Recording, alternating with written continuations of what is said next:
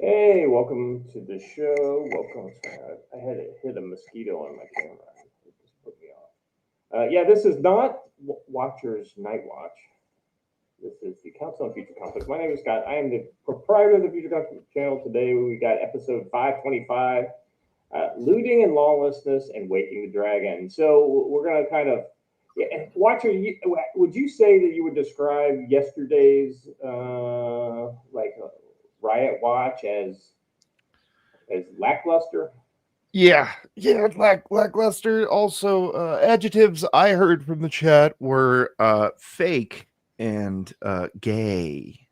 Yeah, well, it's you'll have that, right? When you have got this, basically, it's an AstroTurf thing that's going on.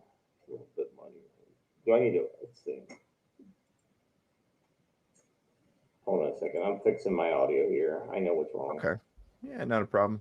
Yeah, sorry about that, chat. StreamYards, she's a cruel mistress. She makes many things very easy, like the conference call function and all of that being completely integrated. That's awesome. But it also makes some things just ridiculously hard. All right, how about now? Oh, perfect. That's how about now, chat? All right, there we go. If watching, you guys got to tell me because I'll forget this stuff. I was talking to the wrong one. Yeah, 100% not Stoli. Yep. See, Stoli's got me. All right, Joe, are you there, brother? Oh, as soon as I call for him, he dips. He might. He's got some. Yeah, by the way, it's nice to see some of the X chat doing the chat thing.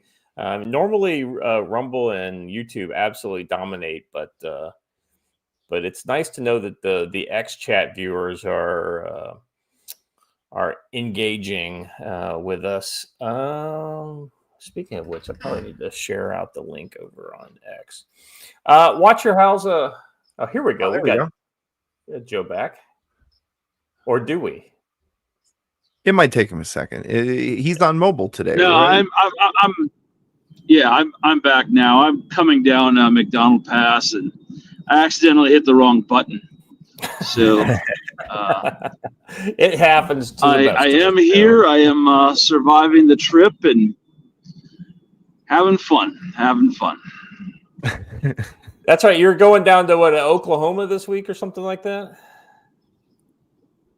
I am. We have fun things to do there, and then making it back by Monday. So it's a whirlwind trip, but it's always fun and it's always an adventure. So I tell you what, man, one of the things that driving in America is way better than driving almost anywhere else in the world. I mean, let's be honest. You have less likelihood of hitting an IED. Wait a second, that's not true, especially if you're in North Carolina. But anyway, less likelihood of IEDs and other various things that you run into in places with scenery as good as ours.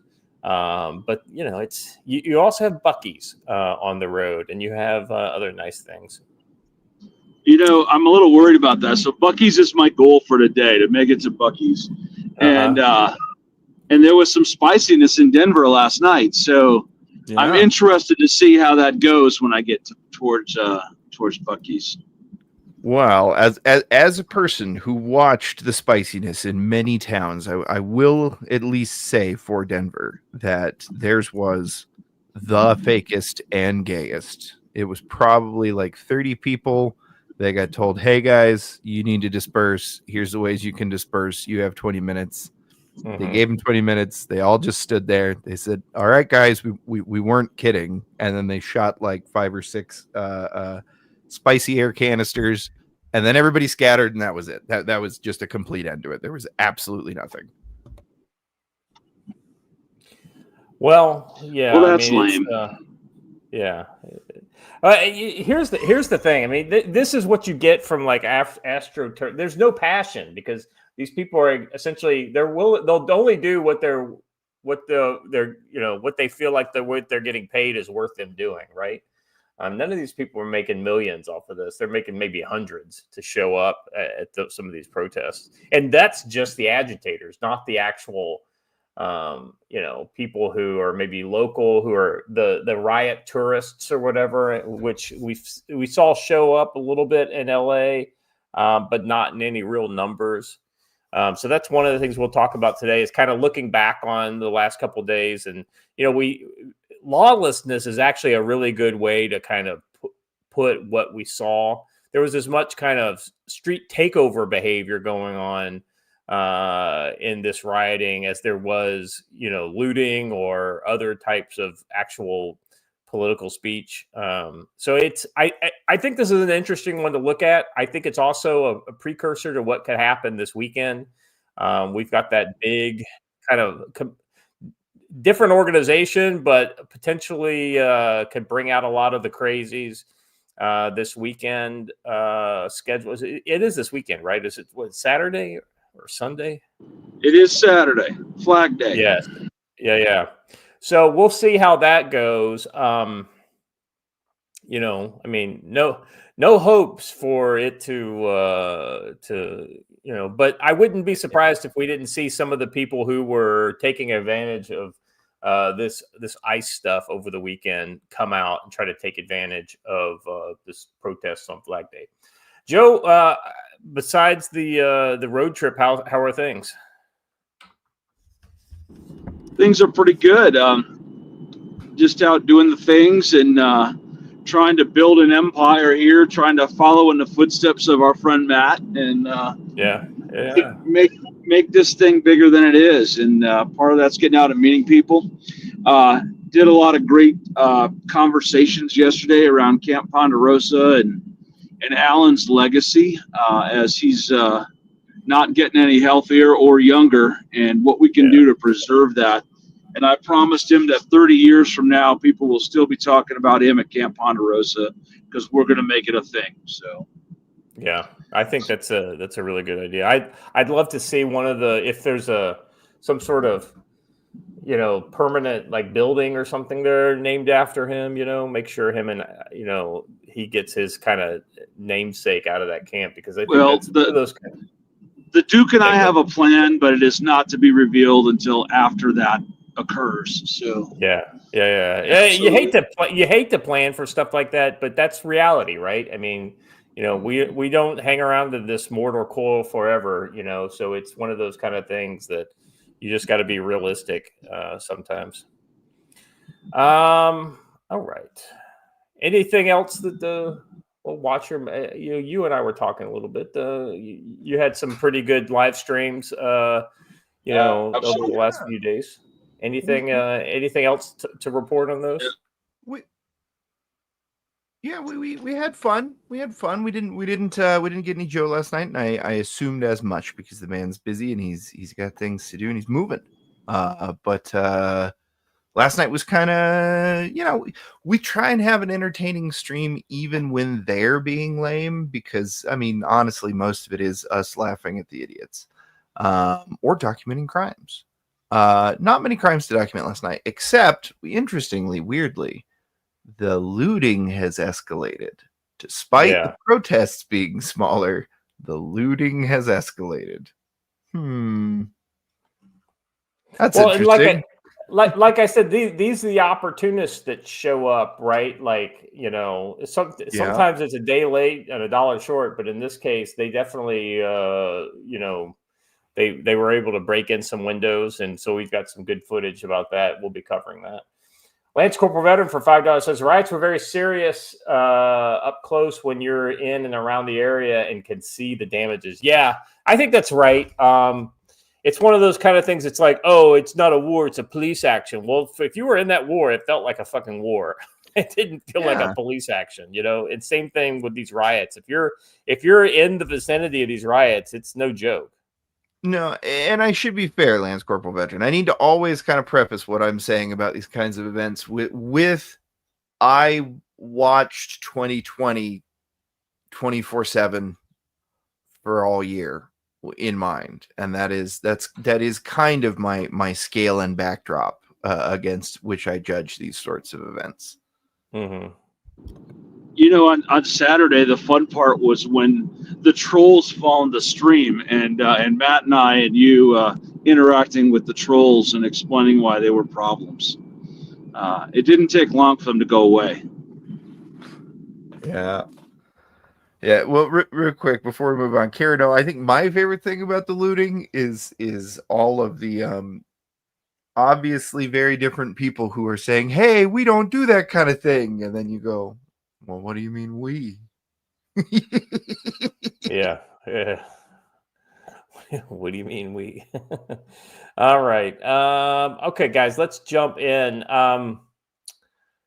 Some interesting stuff in the odds and ends today. And by the way, Joe, we've got those carrier battle groups we're going to be talking about in segment 2 today. So we have a full plate of stuff to talk about. And something I think, guys, did we talk about this during my appearance on your live stream yesterday? I can't remember if it was that or if it was Monday. Anyway, this is new news within the last couple days. The Dnieper offensive begins. So basically, Russian Ministry of Defense has announced on Sunday that I guess it was Monday that we probably mentioned this, but that the Dnipropetrovsk region, which Kremlin spokesperson Dmitry Peskov confirmed as part of Putin's buffer zone plan, was foreseen as early as late August, once the Battle of Pokrovsk began and had been achieved even without capturing the strategic fortress town. The Russian forces simply went around it, and after breaking through the southern Donbass front, this development puts Ukraine in a dilemma. It'll now have to simultaneously fortify the Dnipro front together with the southern Kharkiv and northern Zaporizhia ones in case Russia uses its new position to launch offensive. And this could put a serious strain on Ukrainian armed forces as they already struggling to prevent a major breakthrough in the Sumy region from Kursk. So basically, you guys remember where the Ukrainians pushed into Kursk from? Well, once the Russians pushed them out of Kursk, they kept going and are now pushing the Ukrainians out of that border region and are threatening the city of Sumy at this point. To be sure, the scenario has been bandied about for many times over the last 1,200 days, but nowadays it appears tantalizing closer than ever. Observers also shouldn't forget that Putin told Trump that he'll respond to Ukraine's strategic drone strikes earlier this month, which could combine with the above. I'll be honest with you. I think Russia's in the process of responding to those drone strikes as we speak. We've basically seen every night for the last like 5 or 6 massive drone swarms and use of of almost every arrow in the the conventional arsenal that Russia has to strike back at Ukraine. Ukraine's best chances of preventing this are for the U.S. to get either Russia to agree to a freeze of the front lines or to go on another offensive. Guys, I know what I think. I think I know what you think, but I want you to tell me where do you think the chances lie of the Ukraine be able to go on any kind of a major offensive? 0. But I also want to point out the idiocy of the fortress town. That was proven to be a terrible idea with the Maginot Line, right? When the Germans just went around it or over it. And what's going to end up happening is those guys are going to end up having to surrender because they're cut off and they're not going to get food. Or, as we saw in Mariupol, they'll just all get killed to a man. So I think Ukraine is largely out of gas. The only thing they can do is throw drone strikes up, but they have nothing on the ground. And drone strikes look cool, and they get you lots of Instagram clicks and likes and fire up the NAFO bros, but they don't actually change the situation on the ground. Yeah. Well, yeah, that's a great point, Joe. I mean, it's one of those kind of things that almost anything they do is going to be for kind of, propaganda value. Yeah. And these it's like yesterday there was a story that came out that said 70% of all casualties in the Ukrainian war are caused by drones currently. Well, when you read the fine print, 70% of casualties that the Ukrainians are inflicting is drones. Yes, because they can't inflict any other casualties. They have no forces left to inflict conventional casualties. Yeah. Well, so here's some ideas, right?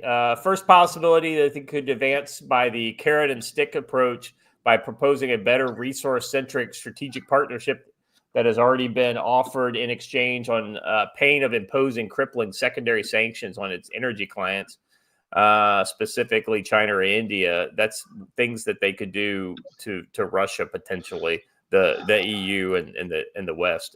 And as you know, we don't think very highly of sanctions here on the council. And for second, there's 120,000 troops that Ukraine has assembled along the Belarusian border. According to Alexander Lukashenko last summer, could either cross that frontier or one of Russia's internationally recognized frontiers. Objectively speaking, however, both possibilities only stand a slim chance of success. I think they stand a 0% chance of being successful. Invading Belarus would be about the dumbest thing that they could do, because that would give Lukashenko a reason to actually join the war.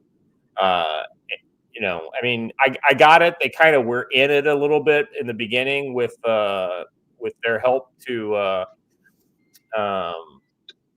allow Russia to pass through Belarus in order to conduct offensive operations. But ultimately, Belarus has not been part of the war in any real sense. But if Ukraine were to invade through Belarus, that would be absolutely fucking stupid. And once again, going through any of the other borders regions with Russia and Ukraine stands very, very little chance, if 0, of getting anything actually done.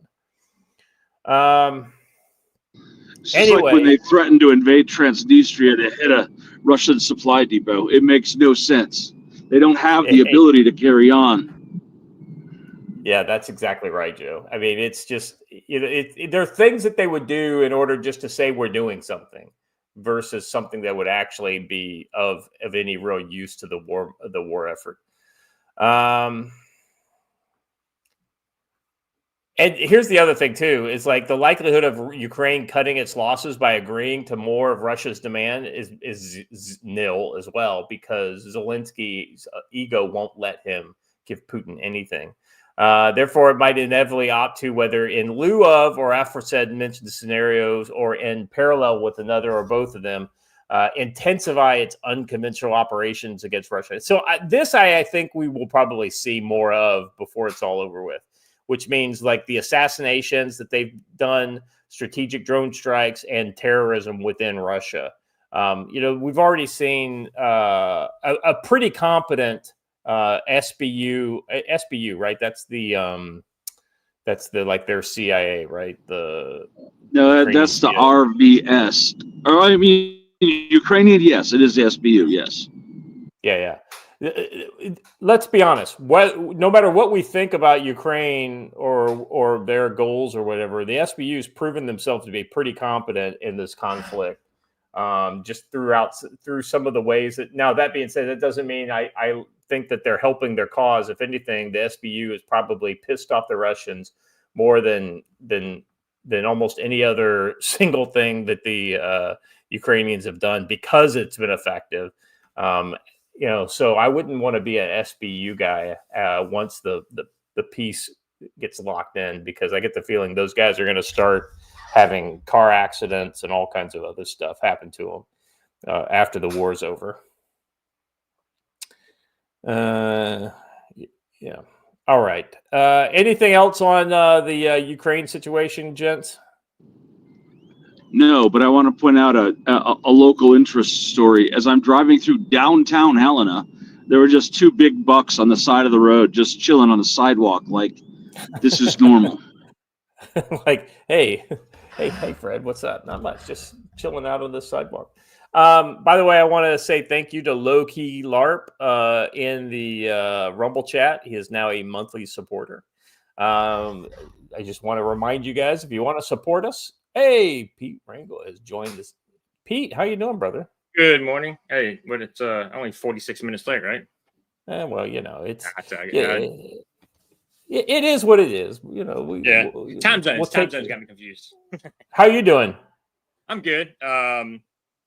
Been busy. I was in Ohio for a little while visiting fam, so I was kind of on the down low, and then now that I'm back and kind of getting back into a groove, so I'm doing pretty decent. Just kind of catching up on the news and loving all the riots. Yeah. Absolutely. We're going to be talking about that, and we're going to be talking some China stuff, and we were just talking about Russia. We were just talking about Russia and the kind of the Russian offensive that's pushed into Dnipro, and then they're pushing into Sumy. So it's not looking good for Ukraine. I'm sorry. What? I'm sorry. I thought I heard. I mean, I've been told numerous times that Russia has, they're spent. I know.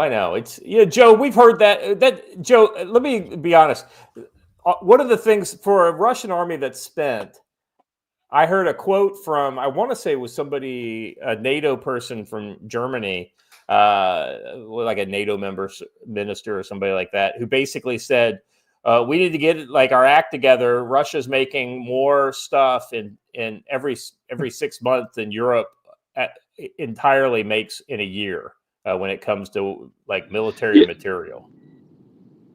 Yeah, they're either out of tanks or they've got more tanks than everybody else combined. It can't be both. Schrodinger's and they're either spent trying to get through Ukraine and can't conquer Ukraine, or they're about to conquer all of Europe.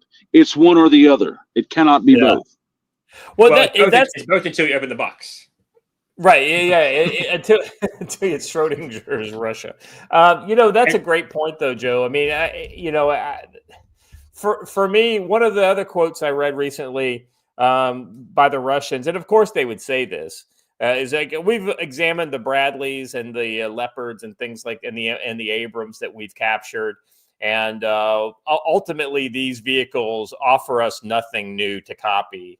We've already basically we already know all the things that these vehicles have to teach us. He's like, they're fine tanks and whatever. They're just not, anything we need to. So of course they would downplay the quality of our gear, but then again, in fairness, that's not the latest and greatest stuff. Then again, they've been capturing it on the battlefield, so still working. Oh boy. Anyway, so I was just saying, if you want to support the channel, memberships over on YouTube or Rumble are a fine way to do that. $5 a month, and you get little things in the chat, and it's just an easy way to kind of show us your appreciation. And the other way, of course, is the super chat, $10 or more, and we stop the party for you. Read your super chat, and we'll read all of them no matter what. It's just a matter of we might not stop the show for it. All right, let's move on to our next odds and ends. I get the feeling that Israel, like once they kind of wind Gaza down a little bit, and it looks like Gaza is starting to wind down a little bit. I think that Israel is basically going to get sick of it, and they're going to go after Yemen eventually in a much more direct manner. And so we've seen for the first time, Israeli Navy conducts major strike on Houthi-controlled port for the first time. On Tuesday, Israeli Defense Minister Israel Katz has warned Yemen's Iran-aligned Houthis that they could face a complete naval and air blockade if they do not halt attacks on Israel. This comes after several weeks ago, President Trump withdrew American forces from engaging in the Red Sea theater against Houthis, having declared the U.S. Yemen ceasefire. Israel's military has just conducted its 11th strike on the Houthis, but in the first of the conflict, this came first by sea rather than air. The Israeli Navy conducted its first ever large-scale operations against the Houthis, targeting the port of Hodeidah in western Yemen, with long-range guided missiles fired from the SAR-6 class corvettes. The IDF called the attack unprecedented, given that it was carried out from hundreds of kilometers away and about 1,800 kilometers from Israel. According to local media reports, the Israeli Air Force had long been active over Yemen, but not the naval assets. You know, Joe, this is major power projection that, like, a lot of countries can't do this, but clearly Israel is amongst the group that can. Yeah, this is pretty surprising for them. They generally like to stay pretty close to home, except for special operations, but this is a big deal for them. However, the Israeli Navy already gets some kudos for punking out Greta Thunberg and making her cave in and accept deportation in record time. It exposes what a little scam artist Greta is. She was so afraid of being arrested by the Israelis that she immediately agreed to leave. Well, the irony is that evidently what they did was they took them and they brought that entire group, into Israel, and they sat them down in a classroom or a theater or something like that, and started showing them the horror show of what actually happened. You know, like this is something that has been reportedly shown to several, diplomats and world leaders, and this has been like, listen, if you really think that this isn't that big a deal, let us show you what, these are the videos that the actual terrorists made on that day, and they were so like disgusted by it that they asked them to turn it off, because it was essentially horrible. And so it's I thought that was pretty damn interesting. Wait, terrorists do terrible things? News at 11. I know, right? Breaking, terrorists do terrible things. All right, let me go back to this. We've got a little more left of the story. We have warned the Houthi terror organization that if they continue to shoot at Israel, they will face a powerful response and be under a naval and aerial blockade, Defense Minister Katz said in the operation's aftermath. This is what we did today, and we will continue to do it in the future. These are tit-for-tat strikes between Yemen and Israel have now become routine, hearkening all the way back to the Gaza war's start in the wake of the October 7th, 2023 Hamas terror attacks. However, Houthis have tended to halt attacks on Israel during periods of truce between Israel and Hamas, but with no ceasefire on the horizon, the Shia group allied to Iran has stepped up its drone and missile attacks, often targeting Tel Aviv, including the international airport. Israel's fresh use of its navy in the Red Sea seems clearly an effort to replace American and military assets, which were heavily patrolling the region's water. I don't know how good a job we did, but hey, we were there, right? Meanwhile, civilians on both sides will likely continue to suffer, and civilian aviation in the whole region will be impacted. Pete, I mean, what's your kind of viewpoint on this? I mean, Israel's got a potent navy, but it's not that big. I mean, let's be honest. We take for granted the power projection of our own navy sometimes. This can't be an easy swing for Israel. Yeah, I mean, you can say, but logistics wins wars, right? So our ability to power project is unprecedented or unrivaled in the world. I would say Israel would be that aspect in the Eastern Med and the Red Sea.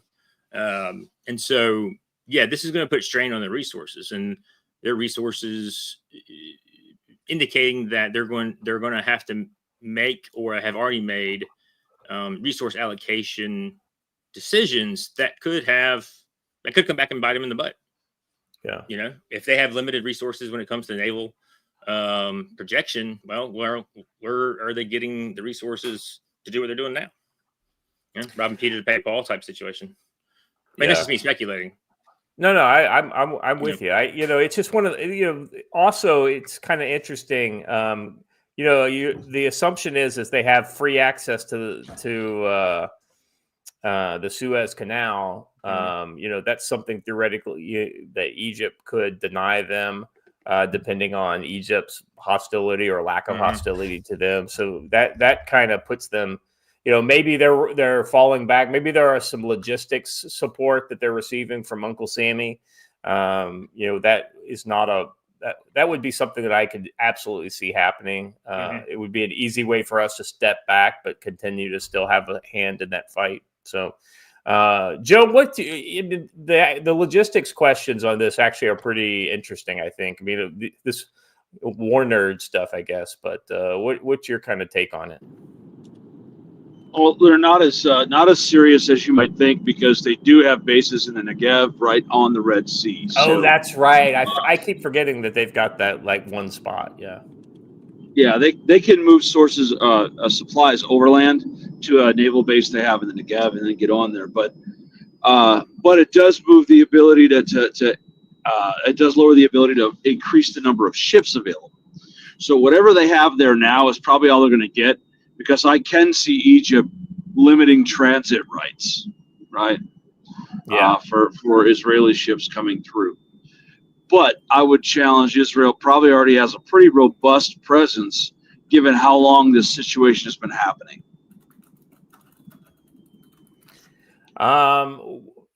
Watcher, I want to get you in here if you have any thoughts. I mean, the drone war has been a big part of Yemen's actually leaned pretty heavily on some of the Iranian drones and whatnot.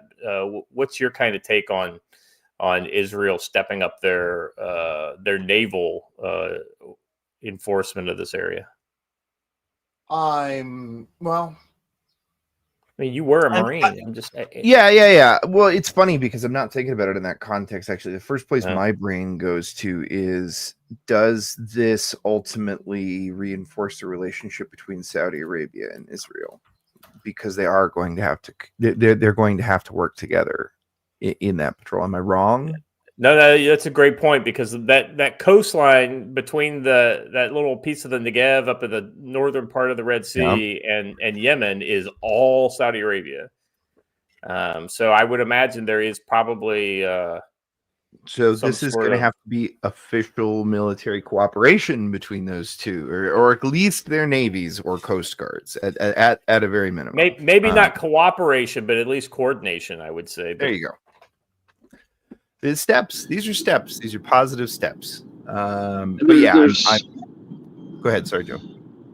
There's also a pretty big Saudi naval base in Jeddah, which is right there along the coast. And Saudi Arabia has been known to wink, wink, nod, nod, provide supplies to folks you wouldn't be accustomed to seeing them give supplies to.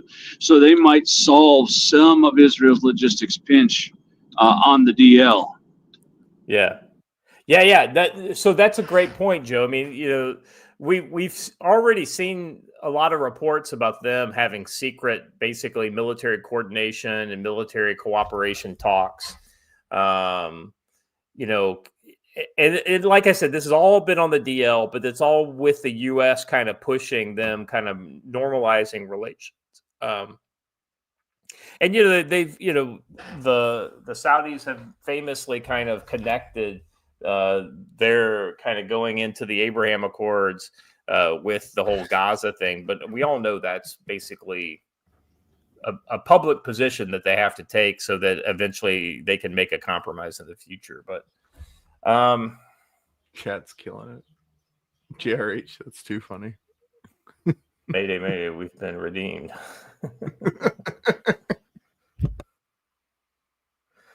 All right. Gentlemen, we were almost hopeful about the possibility of some sort of a positive steps with the Trump administration in Iran. But ultimately, I think, Joe, you were the one that made this kind of direct call that ultimately Iran's going to fuck it up because they just can't make a deal because they're just incapable, and you can't trust them anyway. Correct. They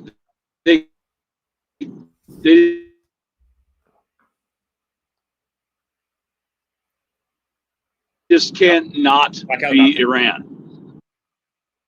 Yeah. I think we probably got about 20% of that, Joe. I think you were going through a rough patch of cell coverage. So, although strangely, the parts that we did hear made perfect sense together, even though they were clipped out of a larger sentence. Yeah, I know. That's what I'm saying. That's why I said we got 20% of that. Well, can you hear me right now? Yeah, we got you. You're we can perfect hear you now. great now. I'm just saying that the Iranians can't not be Iran for 10 minutes, right? Right. That's literally they're like, oh, we're totally gonna make a deal. Then they're like, aha, we have nukes. Waha, screw you. And it's just like, oops, we probably shouldn't have said that out loud. So why would we do something that helps everybody? We're just going to help ourselves and, in fact, actually smash ourselves in the face, which is exactly what they're doing. All right, here's this another zero hedge story. Oil rises as Trump says he's less confident about nuclear talks with Iran. So, right, I mean, the oil had kind of been, a little on the depressed side lately, down to in $60 barrel per barrel of oil range. So this is definitely pushing the market up. As you can see, this go down just a little bit, watcher, and then they can literally see the, this was all this trough here in the middle. This was all the, hey, we could probably make a deal. And then basically, no, this is when Iran punches themselves in the face right there. President said in an interview he's getting less confident about ongoing nuclear negotiations with Iran soon, after which oil rose as well as the benchmark treasury yields and gold as investors weigh the possibility of U.S.-Iran nuclear talks falling apart. Trump was asked whether he thinks the Islamic Republic will agree to shut down its nuclear program. I don't know. I did think so, and I'm getting more and more less confident about it, he said. They seem to be delaying, and I think it's a shame, but I'm less confident now than I would have been a couple months ago. Something happened to them, but I am much less confident of a deal being made. Then the question was raised by the Post, what happens then? To which Trump responded, well, if they don't make a deal, they're not going to have a nuclear weapon. Trump answered, if they do make a deal, they're going to not have a nuclear weapon too, but they're not. But they're not going to have a new nuclear weapon, so it's going to not go. It's not going to matter from that standpoint. But it would be nicer to do it without warfare, without people dying. So it's much nicer to do it. But I don't think I see the same level of enthusiasm for them to make a deal. I think they would make a. I think they will make a mistake, but we'll see. I guess time will tell. So, yeah, I mean, he's clearly saying that he's not going to let Iran have a nuke. I mean, that's pretty unambiguous, despite his kind of like, I wish we could have a deal. But, hey, listen, if we don't have a deal, they're not going to have a nuke either way.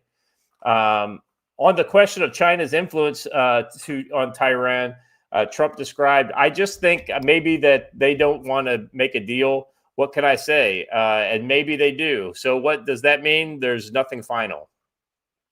Let's see. Guys, what do you think about the whole idea of like, listen, we're going to end up having to go to war here. What does that look like? And what does that even, like, or is that even going to happen? Or do we just pass it over to Israel and let them off the chain? Let it be Israel and Saudi Arabia's problem. I mean, the sad thing is anytime it's Saudi Arabia's problem, it becomes our problem. Well, anytime it becomes Israel's problem, it's our problem. Well, in the past, I'm just saying, like, it's, we do have invested interest in the area, but I mean, we are resource restrained. And so if we are going to pivot to LSCO into the Pacific and large scale combat operations and tyranny of blah, blah, blah, contested environments, what spare do we have for Iran? Yeah. I mean, yeah, I think if Israel is going to be I guess a cutout or whatever for us in the Eastern Med and in the naval situation and before, there's going to be other areas where they are going to have to cooperate with nations that they historically have not, but have more so in the last 20 years or so. Well, let's talk through Trump's option list, right? Because there are options that come before, like after where we are now, but before actually just bombing them into the Stone Age to prevent them from making a nuclear weapon. Joe, in the past we have basically so what's for Joe? Well, guys, Black helicopters, they got him. I know they got him. The Black Moose helicopters. In the past, what we've done, we have interdicted some of the shipping, Iranian, shipping coming out of the Persian Gulf. We've destroyed some of their Navy assets in the past. Some of the platforms, we destroyed those back in the 80s. We did that. So there are things that we could do that are not us bombing them back into the Stone Age. I mean, so where do you guys think this goes? What's likely and what's possible? And I'll throw it out to you first. Stuxnet 2.0. Stuxnet, yeah, cyber kind of. Well, yeah, Stuxnet 2.0. I mean, really, would be, I guess, the easiest and most. For those of the chat that may not know, explain what that means and what happened previously. Stuxnet has been it was uncovered to be a cyber malware program that was the first instance where ones and zeros, the digital world, had an intangible aspect, had a effect on the tangible world. The virus itself decalibrated the centrifuges when it came to actually creating the plutonium or uranium. And so they had them go out of sync. So when they started spinning, the spinning got all wobbly and it got destroyed, set back their program several years, months, if not years. Yeah. And so a 2.0 would be something much more heavy, right? Something that could set something back maybe 5 years, something much more non-attributable. Yeah. So just a little specific background on Stuxnet. Watchers bringing up the Wikipedia page, but I know this because I worked at Siemens for a while. I read the book. Anyway, basically SCADA is the types of digital controllers for the industrial process machines. They use it all over the world in all kinds of different applications. They call it OT, operational technology, versus like IT, information technology.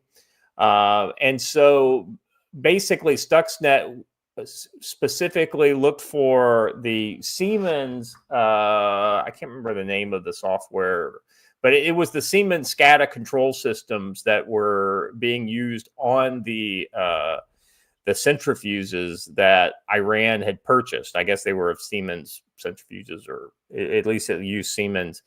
And so that basically shut down. If I remember correctly, and Pete, back me up, or Watcher, or either one of you guys, it actually caused fires and caused actual destruction. Yes, of it was the first time something digitally or caused tangible damage in the real world. And specifically, to be specific, how the physical action did that, if I remember correctly, is that it merely unbalanced the centrifuge on the centrifuge. Yeah. Which, if you've ever had an unbalanced washer, imagine that, but with uranium and much faster. A lot faster, much faster. Yeah, exactly right. Joe, are you back? Yes. Yes, we figured the black helicopter took you away, but now I guess it's returned you. So, we were just talking about things less than bombing the Iranians back into the Stone Age that Trump could do if he chooses to do so. And just as you were rudely pulled out of the chat, I was going to refer, like, hey, blockades of Iran is something we've done before, and going after their shipping and going after military offshore platforms. These are all the list of things that could be done. Yeah, I think that's probably our only option, rather than any sort of a ground war, is naval and air power, because we beat them every day of the week at that. And I think that's probably what we would limit ourselves to, naval and air action. It's a losing proposition to put people on the ground in Iran, because the Persian people are proud, and a certain number of folks would fight us just out of primacy of place, right? I want to defend my home. So I think that we've never had much success at that in that corner of the world. So it would be best to stick to air and naval power. Yeah, I mean, Ron's saying just wait till Israeli submarine sinks an Iranian supply ship. Yeah, 100%. I mean, the Israelis are I can't imagine the Israelis would go ahead without basically letting them off the chain. But that being said, once the Israelis kind of commit to it, they've got to be decisive, because that's one of the things about being such a small nation is they can't afford not to kind of go as hard in the paint as possible. They can't kind of do some of the things that we would do. We're protected both by the fact that we have, a pretty big Navy. We have a pretty, powerful military, but we also have like 7,000 miles between us and Iran, whereas Israel's right next door. So these are all legitimate things that cause Israel's actions to be different than ours. Rich Turner, 1942. Thank you, brother, for the 5 gifted subs over in Rumble. Thank you. We appreciate that. And some good folks got the gifted subs. That's good. That's good to see. Not to say the rest of you aren't good. I'm just saying I recognize those guys. All right. Anything else on that, gentlemen? I think that's definitely something that we're going to hear more about in the near future with this whole Iran deal. I'm sure Trump has not given up making a deal with them, but ultimately they're going to have to see probably the stick before the carrot works. All right. Joe, you want to talk a little bit about what's going on with tactical-wisdom.com? Sure. If you didn't already know, tactical-wisdom.com, you'll find articles every few days about the moment we're in and preparedness and kind of how we need to return to the centralized figure of Western society that is Judeo-Christian values, and what you could do to kind of take back a little corner of your world. So check out the website and find that. You'll also find autographed copies of my books there, which are always cool to get. You can find them on my website, and I'll send them right to you. Probably not this week. I'm on the road, but you'll get them. And there's also T-shirts with my logo on it, which is the Jerusalem cross, representing the Kingdom of Jerusalem, the first place in the world where religious freedom was actually allowed and encouraged. And there's also some special edition shirts that Miss Allie works on. There's one shirt, though, that you can't get on the website, and that's the Camp Ponderosa t-shirt. I only know of one guy in the wild who has it. And you can only buy it by coming to class at Camp Ponderosa or an event. And we will have them at Shield Field Days coming up July 25th through the 27th at Camp Ponderosa. We're going to have all kinds of national level folks out there. Mexican Iron Man is going to come hang out with us. We're going to have all kinds of things going on. Yeah, there's going to be a lot of outdoor events. Shield Arms will be there, Exumbris Designs, Vigilante Engineering, all kinds of people, Project 223 Preparedness. We're going to have a lot of folks out there doing things, kind of a fair atmosphere, where we talk about self-reliance and self-sufficiency. So check out shieldfielddays.com for that. And also on the 25th of July, myself and Project 223 Preparedness will be jointly holding a first aid class there in the dining hall. And we'll teach you all the skills out of my 5th book, First Aid Manual, to keep you alive and get you going. So there's a lot going on. I've got a survival class coming up this month at Camp Ponderosa, and then something else later in the month. Oh yeah, I've got a Get Home class, which is a 1-day class on how to build a Get Home bag and design your plan to get home. So that's kind of cool. It's just a 1-dayer. Hoping to get some locals to come into it. And then the day after that, I have a Baofeng Basics class, which is a half day where we just get out your Baofeng radio, tell you how to get through, push all the buttons, and do all that stuff. So you can come on out for those and spend the weekend with us too. So good times. Those are in at the same, basically before or after Shield Field Days, right? No, those are this month. Those are all in June. Those are this month. Okay. Now, before Shield Field Days, I'm doing Fieldcraft the weekend before Shield Field Days. You know, it'd be cool to do that Get Home, basically like a kind of a get back home class or whatever. If if only we knew a guy. I was gonna say, if only we knew a guy who wrote a book about that. Whoa! Yeah, we're gonna have that guy give that class at the thing. So yeah, Angry American. Yeah. I think this is worth the interruption. We got. I wanted to let Trump. It's Trump. I wanted to let Joe get through his piece before I said it. And Old School America for $20 says, appreciate you fellas. That was just a nice little rumble rant there for us. We appreciate you too, brother. Chat. Let me just say, I know I say this from time to time, but I haven't said it in a while. But just the fact that you guys show up, whether it's for this regular show that we, this is always pretty reliable. But you guys showed up for Watcher doing his riot watches, and I mean, Watcher, you had like dozens and dozens of people that were hanging out for multiple hours with you. Hundreds. Yeah, that's what I'm saying. It's just like I didn't know the exact numbers, so I'd rather go low than go high. But yeah, So I just want to say thank you to the chat for supporting Watcher while he was doing that. I know Watcher's channel is. Would you say, Watcher, that it's intermittent at best? Yeah, it's used. I use it for special event coverage. We'll put it that way. Yeah, absolutely. And if all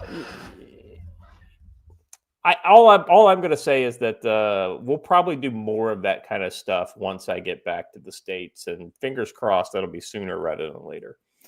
I like the council more. Come on. Fair.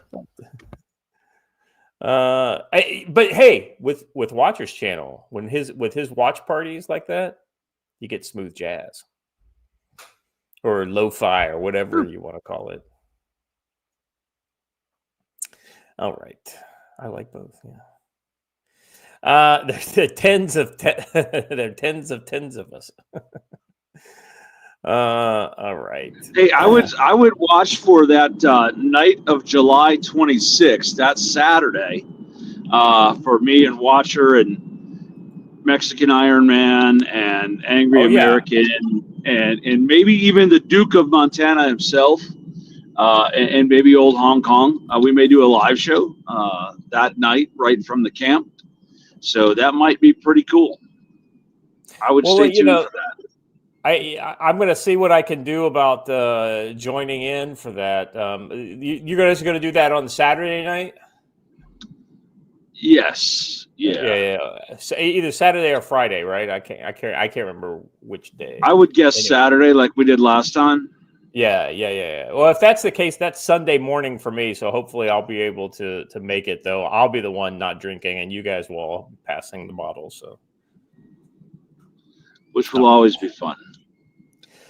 All right, let's move on to the our brushbeater.store ad. Today we're tackling the looting in LA and China's naval push, and we're proud to bring you another ad from our trusted sponsor, the Brushbeater Store, equipping you to own the night. Los Angeles was a war zone June 6th through 8th. Rioters looted stores, torched vehicles, and battled 2,100 National Guard troops during the ICE raid protest. Across the Pacific, China's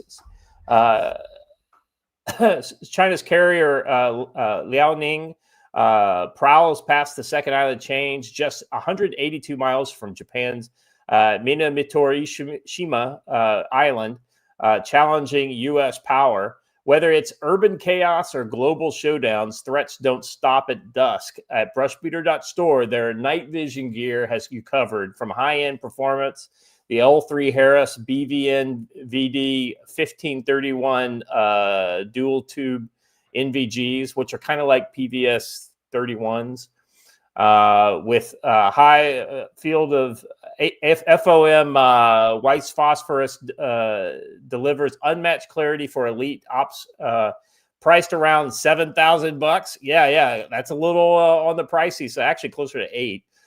But like, if you're like me, you're on a budget, right? So the AGM NVG 40s offers reliable dual tube night vision at a fraction of the cost, starting at around $500. Test these in their Yanceyville, North Carolina showroom, darkroom, or trade up old nods for a premium pair.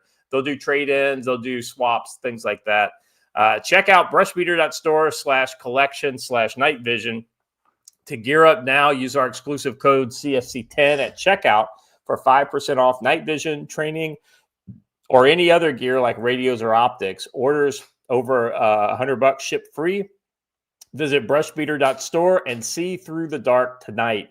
A huge thanks to Matt, owner of the store, for his relentless support of the Council on Future Conflict and our community. The community strength is unmatched for his support, so thank you. Head to brushbeater.store, use code CFC10, prep for the night fight. Now let's get back into the show. Well, before we do get back into the show, I do have a brief, irregular ad segment.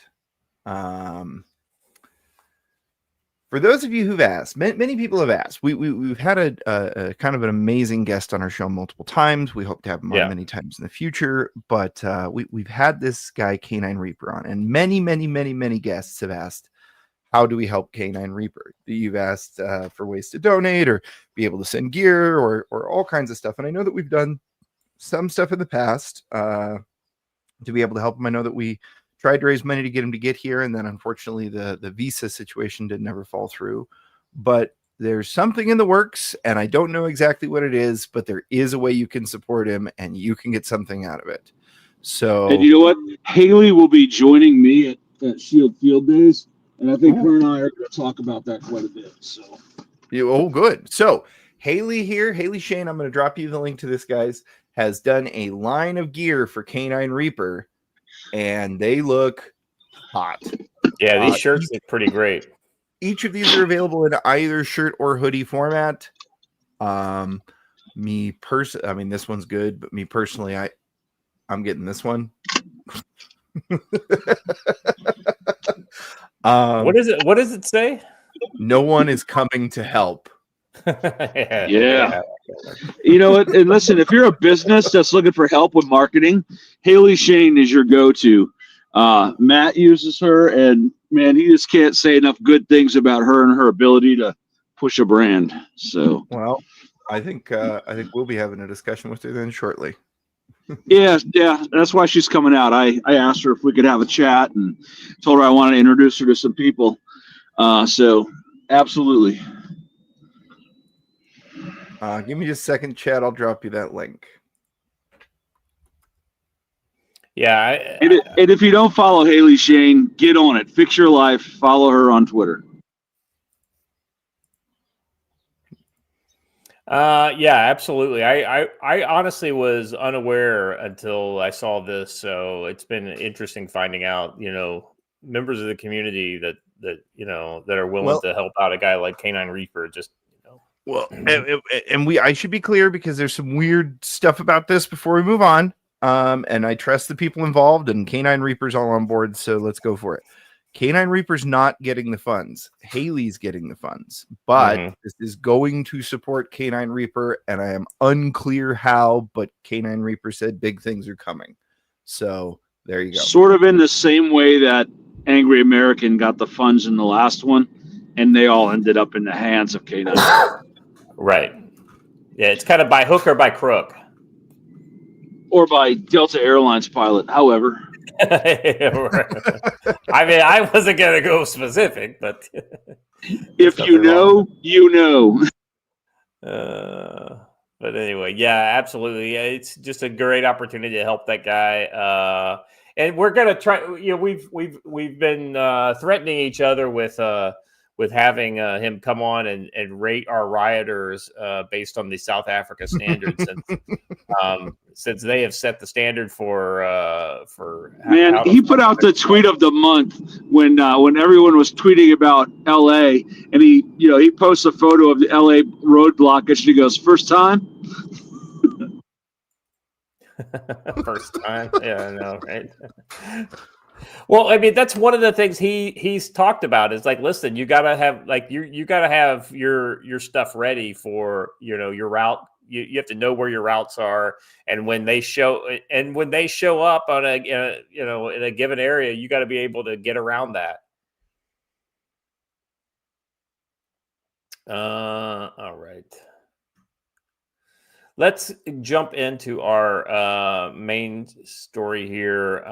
We're talking the oh God, fucking Gavin Newsom. I don't even want to talk about this guy, but we have to. You mean future President Gavin Newsom? No, I'm sorry. I don't think he will be the future president. I'm being somewhat sarcastic. Maybe. Gretchen Whitmer. Nah. I'm just saying. So we're gonna kick this section off because we're focusing on the lawlessness and the looting now, which is distinct and separate from the ICE protests, right? The ICE protests were literally neo-Marxist agitators who were astroturfed into a very small area of LA to cause maximum amount of kind of trouble and disruption. And the lawlessness and looting is almost a separate but directly linked event where, hey, if they're going out and they're doing all this crazy stuff, why can't we do our crazy stuff too? And so this is where people basically who don't give two shits probably about the protest issues, right?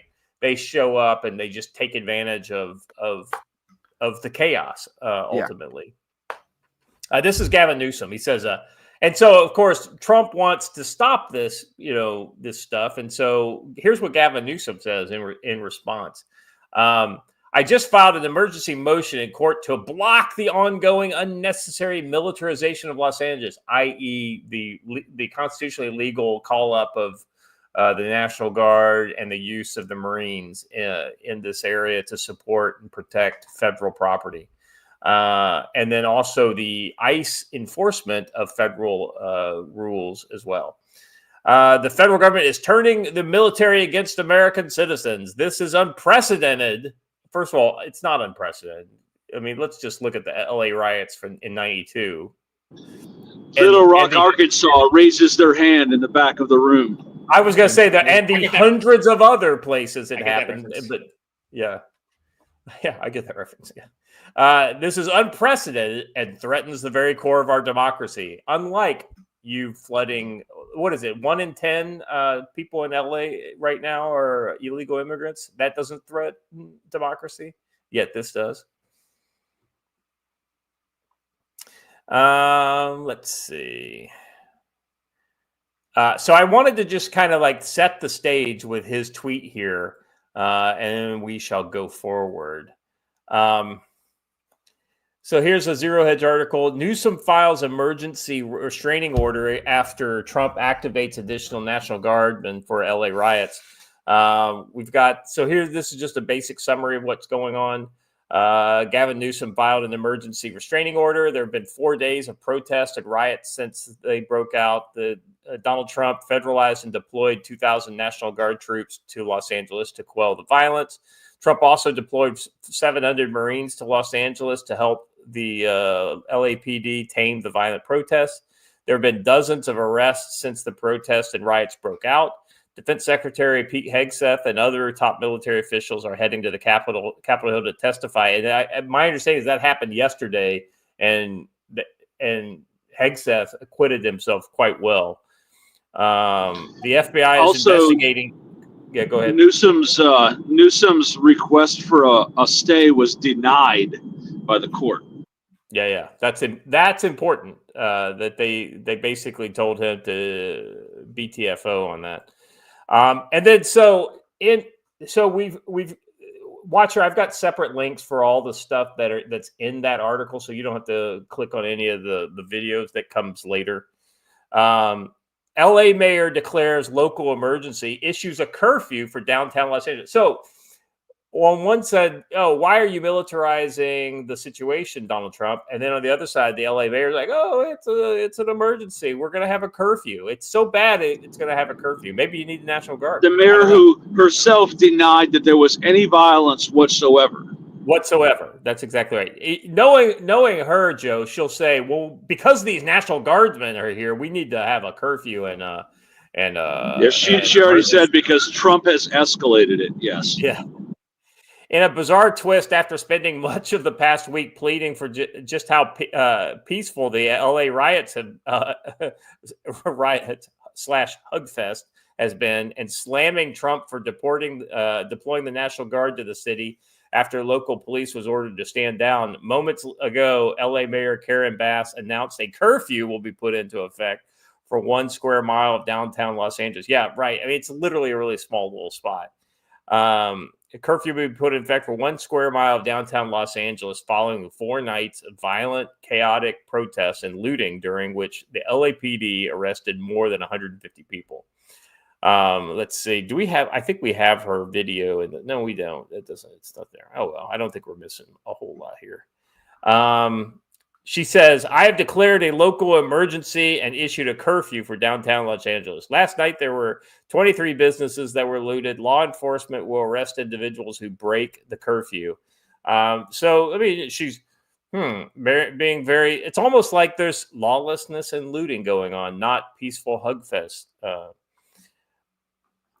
And you can see, you guys ever looked at how weird the city of Los Angeles is? Talk about gerrymandering. There's a graphic just go a little further down, Watcher. There's a graphic of the city of Los Angeles and where this, look at the city. Did you guys realize it had a freaking dangling tail? Oh, so bizarre. Yeah. And that's just LA proper. That's not all the places that are. That's not it. Yeah, this is not LA County. This is just the city of LA. But before anyone gets the ideas that this was a sincere gesture meant to protect the lives of innocent civilians, keep in mind that the mayor explicitly wanted to highlight just how contained the curfew zone will be and apply for the area of downtown from the 5 freeway to the 110. And the 10 freeway to where the 110 freeway and the 5 merge, Bass said. In other words, see, the rest of LA is perfectly safe. Okay, we'll see about that. LA and perfectly safe can never be used in the same sentence. Good point. The mayor made the announcement Tuesday evening after suggesting earlier in the day that she would consider a curfew if violence broke out again. The curfew comes as arrests have increased every night since the protest began in response to the Trump administration's. Watcher, that may be one of the reasons why we've seen less action is because the police are actually, starting to arrest people. I mean, shocking, I know, but it's almost like enforcing laws is a real deterrence against crime. Say it ain't so. I know, right? Let's see. Bass and other elected officials in Los Angeles have repeatedly asked protesters to remain nonviolent and refrain from spray painting graffiti or otherwise vandalizing and burglarizing businesses. But each morning, new, often explicit graffiti has adorned buildings across downtown. Oh, and of course, the looting did not help to demonstrate just how peaceful the illegal LA immigrant communists are. To summarize leftist governments, let rioters rage, call it peace, then impose curfews to protect your narrative, not your citizens. Mostly peaceful called from 2020 and says, what's going on? How are we doing? All right, let's move on. So more of the kind of the leftist pablum surrounding the language here. I mean, guys, what was it? How long? It was literally 24 hours. It was probably the same day, but within 24 hours of January 6th, insurrection was the word everybody was using, in the mainstream media. I mean, was it that long, or was it literally the same day? I can't remember exactly, but it seems like it was Same day. Yeah. So Trump asked whether he believes those causing trouble are people ISIS tried to deport, or if they are professional agitators. He says, this is Trump's quote, the people who are causing the problem are professional agitators, he responded. They're insurrectionists. They're bad people, and they should be in jail. So let's see. I think we actually have. Let's listen to Trump's. The audio is a little rough on this, but. All the problems. Are they people ISIS trying to deport, or are they professional agitators? The people that are causing the problem are professional agitators. They're insurrectionists. They're bad people. They should be in jail. Thank you. Well, that's pretty clear. So they are insurrectionists. The president has determined that. So I mean, he mispronounced Pine Box, but close enough.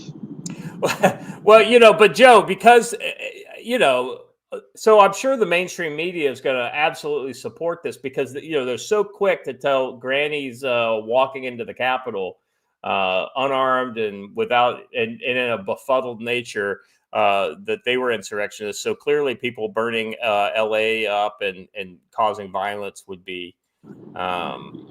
Somebody put out a tweet like that said, how can you call us an insurrection? We don't have any 80-year-old grandmothers. There's not a single shaman with horns.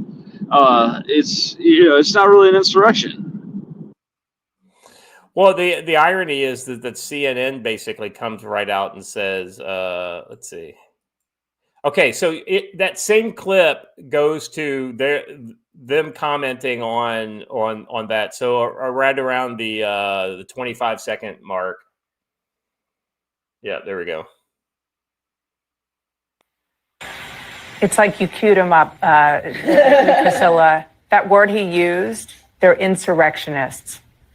That I can't imagine that was an accident, because it seems as though that is the place that the White House is trying to get. And for the president, it's icing on the cake that he can do it in the state of California, because on a whole host of issues, he has had California, Gavin Newsom in particular, in his sights. The question he was asked was about Newsom daring Tom Homan to come and arrest him. I just need to say real quick before we go on that they're not even good at pretending that they're not being smug and smarmy about having set that up for 4 years. And that would be a problem because they're so confident if more than 12 grannies sitting in a airport terminal were the primary audience for this broadcast. You know what's funny? Go ahead, Joe. Sorry.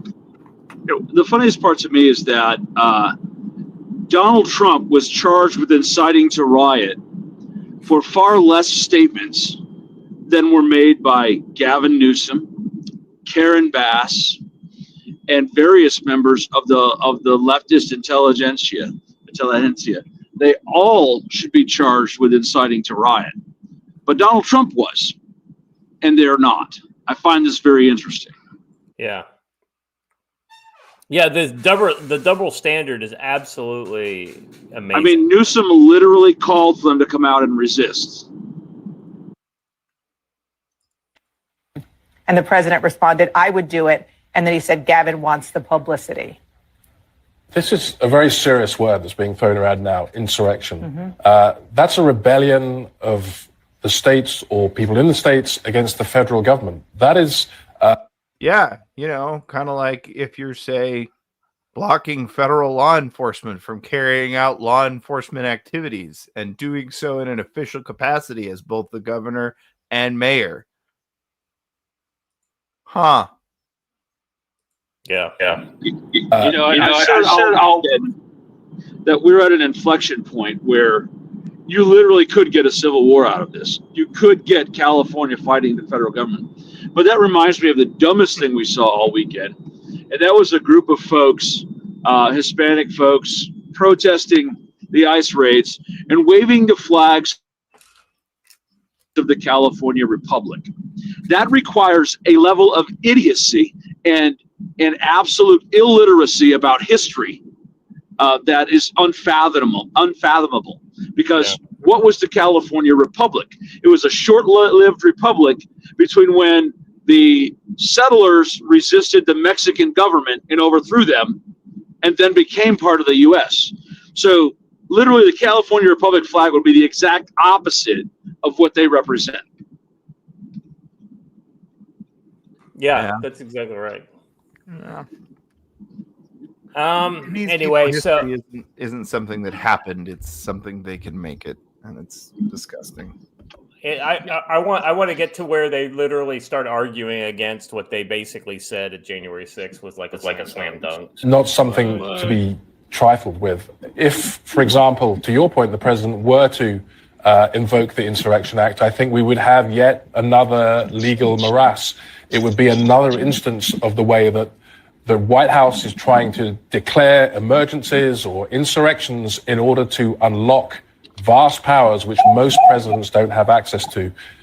More broadly, the immigration issue, that is the track that we're going down with this administration. It has been the track. Sorry, real quick about it. I would say the Alien Enemies Act, which is the sweeping wartime authority that they use, it's only been used 3 times in major conflict. Joe, you had a comment. That's they're pretending like January 6th never happened, right? Like they didn't say that's exactly what January 6th was. They think people are that stupid that they won't remember. Like they didn't haul out laws that no one had ever been charged for in the history of America until that point. Yeah. What was the big one? The big fishnet law that they used? The Congress, like when they called Stone and what's his face before Congress, and they refused to appear, and so they arrested them. Which they've literally done that since since the Republicans have taken power. They've literally denied subpoenas from Congress. Yeah. Let's finish up this clip and we did that was the end. That was the end of it. Okay, I thought that there was a little more.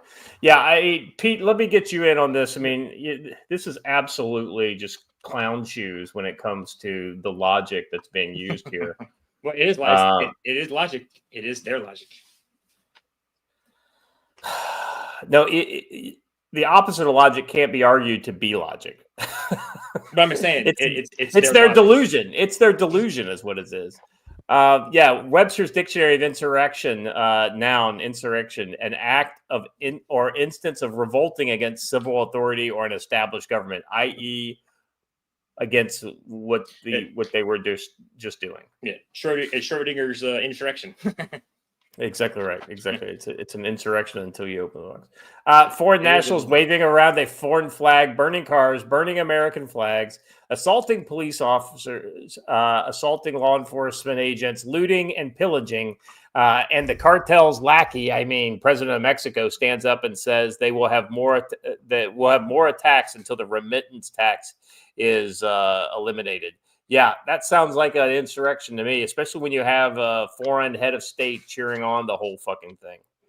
And then you had a Mexican senator proclaiming at the border. Yeah, we're going to get there. We're getting to that. So don't worry. I got that one on tap. Funny how insurrection was sacred when it fit their narrative. Now their foot soldiers are burning cities, and it's suddenly too serious a word. Cry harder. There's some bangers here. Kyle Becker says, is insurrectionist a serious word to throw around? Like when you called MAGA grandmas insurrectionists for touring the Capitol on January 6th. You remember that unarmed coup attempt where the rioters killed no one? ? Yes. CNN has declared themselves not a serious news agency. Let's see. And did you guys hear where Trump said, "I want to get Tom Homan to go arrest Gavin Newsom"? I thought that was pretty funny. He probably shouldn't have said it, if I'm honest. It needs to happen. Tom Homan wouldn't be the guy to do it. It needs to be the FBI. It needs to be, Tom Homan's the border guy. So that's what I'm saying. It just should be the right feds to do it. If anything, it's fucking Kash Patel needs to get off his ass and go out there, and he needs to be the one that does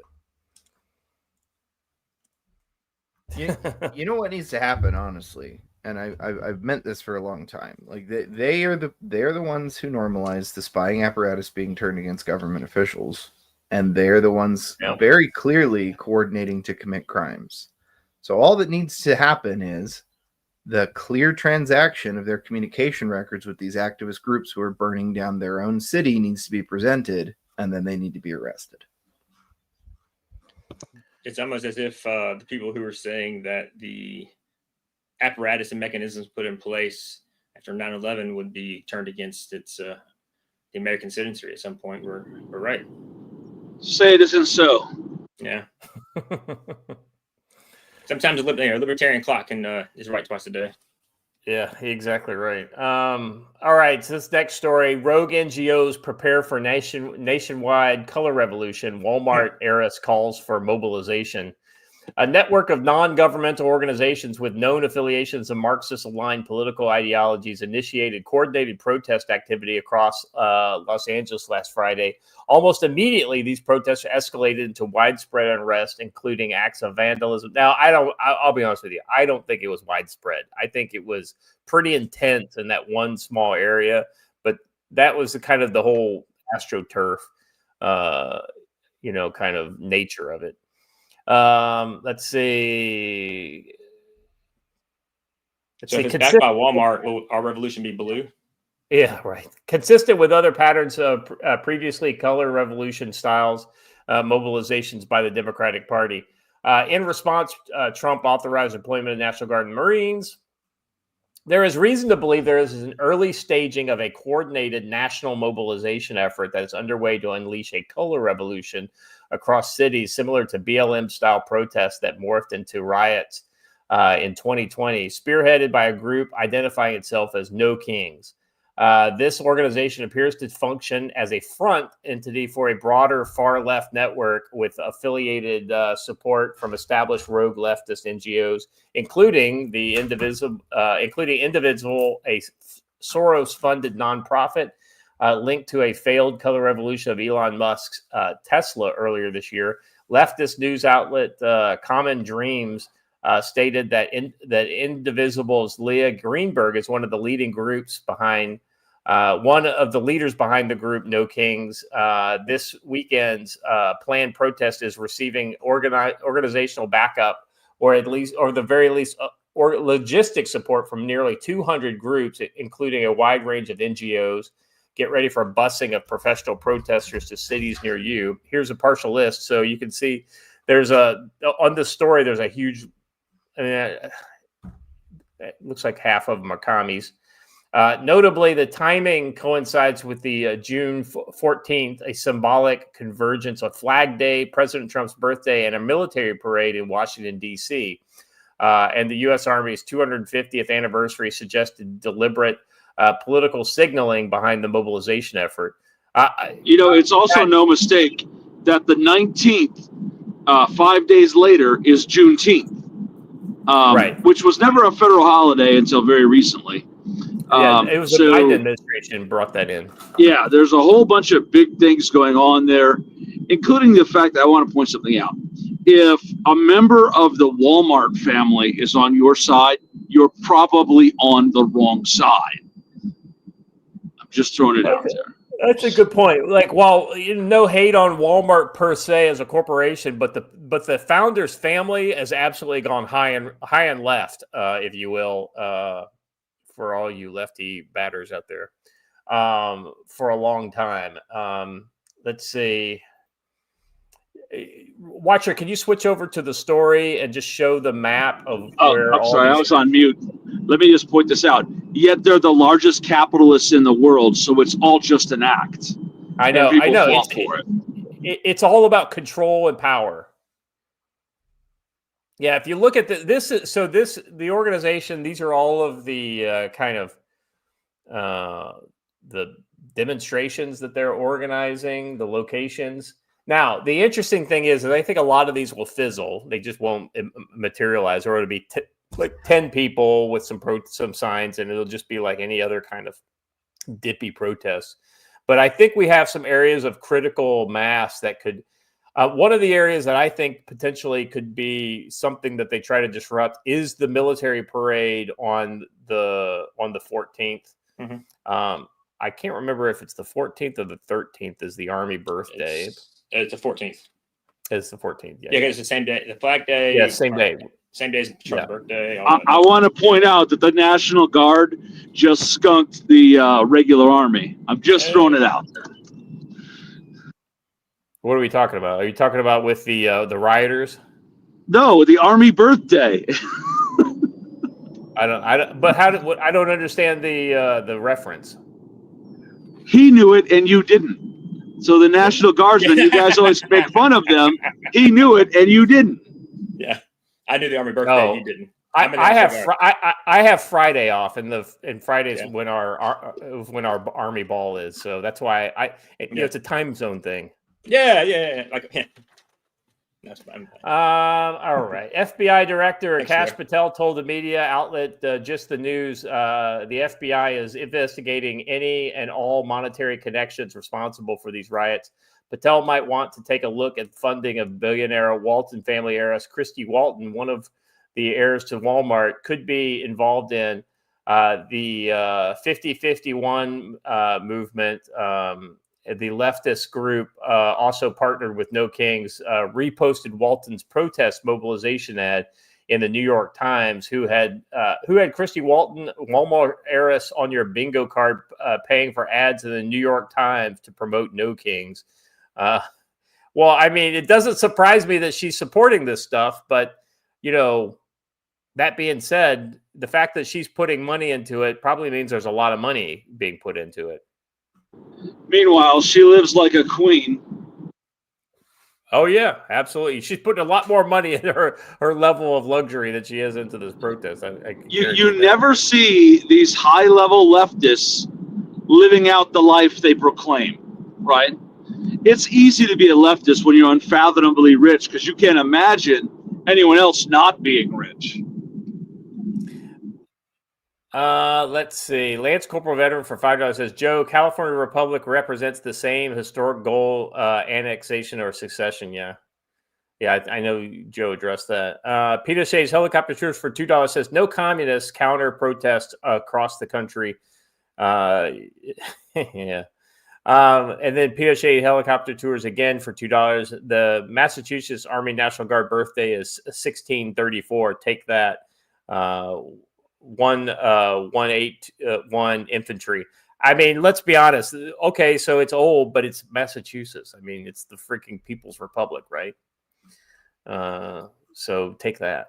All right. So yeah, this is the ad that she put in. And so the ad says, "We are a people of principle and honor. We honor our commitments and stand by our allies." So she's clearly going after she's pro NAFO bro.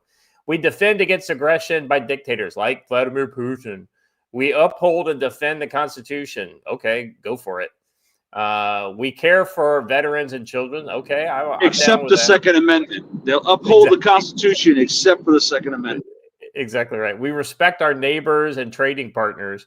We support a healthy national and international economy, community, and environment. We are the world leader trusted to uphold stability of rule of law. Yet we refuse to uphold the rule of law in our own country. And when we do, your people throw a fucking violent hissy fit," which is exactly what this past weekend was. "Riots and chaos in Los Angeles are creating terrible optics for the Democratic Party. The NGO's deployment of migrants and radical leftists as frontline actors, some of whom are burning vehicles, looting, or causing chaos while waving foreign flags, has strongly reinforced President Trump's mandate for the American people." So here's an interesting question, guys. Let me pose it to you. Is this an opportunity to basically take the people who own the Democratic Party, these far leftists, and have them basically self-destruct in the streets of America in front of the American people, so that the serious adults in the Democratic Party can take control and then move on?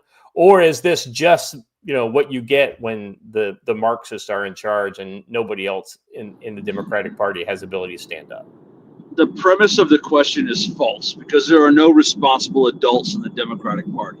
Well, I mean, right. I mean, the supposition is that there would be, right? And I don't think that there are either, but there are probably opportunists of different. They just have a different agenda than the neo-Marxists do. Joe, what did you say? There's no what in the Democratic Party? What was that word? Responsible adults. Responsible. Okay. Yeah, responsible. Exactly right. They might not be responsible, but they are cunningly intelligent. All in all, early indications suggest staging efforts nationwide are underway with the Democratic Party's color revolution operation against Trump, supported and funded by rogue NGOs in an effort to shift public opinion polls. Democrats are using the same playbook from their 2020 BLM riots. There is a growing public awareness of the Democratic Party's deployment of dark NGO networks to orchestrate domestic unrest through tactics resembling the 2020 BLM riots. The ongoing unrest that could potentially spread nationwide by the weekend is the best characterized as hybrid warfare, cultural and information against the sitting president of the United States. Here's my thoughts, guys. If this actually pops off and turns into something really serious, i.e., like Summer of Love level of violence, I think that is a clear indication that there is an active, resistant insurgency within America, and it would be to the point that nobody can deny it. Now, if it fizzles, then you can make an argument that how can you have an insurrection if they don't insurrect? Somebody's asking, why is the supermarket chain doing this? This isn't Walmart. This is the Walmart founders' children who own shit tons of stocks in the companies, but I think no longer take an active managing role. Yeah, they are not actively. I think some members of the Walton family are still involved in the company, but not most of them.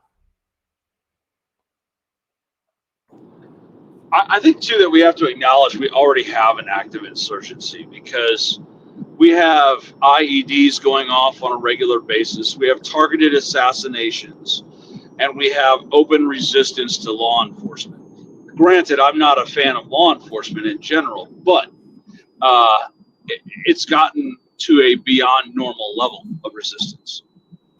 Yeah, I agree with you, Joe. I mean, I think, and we've been kind of promoting that kind of theme on this program for at least the last 3 weeks, right?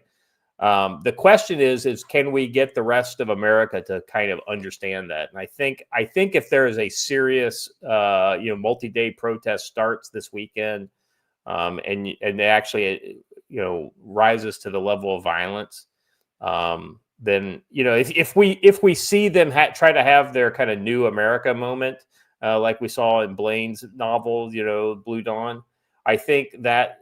Because there will be some people like, oh, now's the time to actually bring the guns out, right? This thing's happening. It's like this kind of, keep in mind that 6 months ago, the leftists went on a gun buying spree for just such an occasion, right? Yeah. What was that called again? What was that whole? That it was such a stupid name they had for that whole. Nice winter boots. Yeah, nice winter boots. That's right.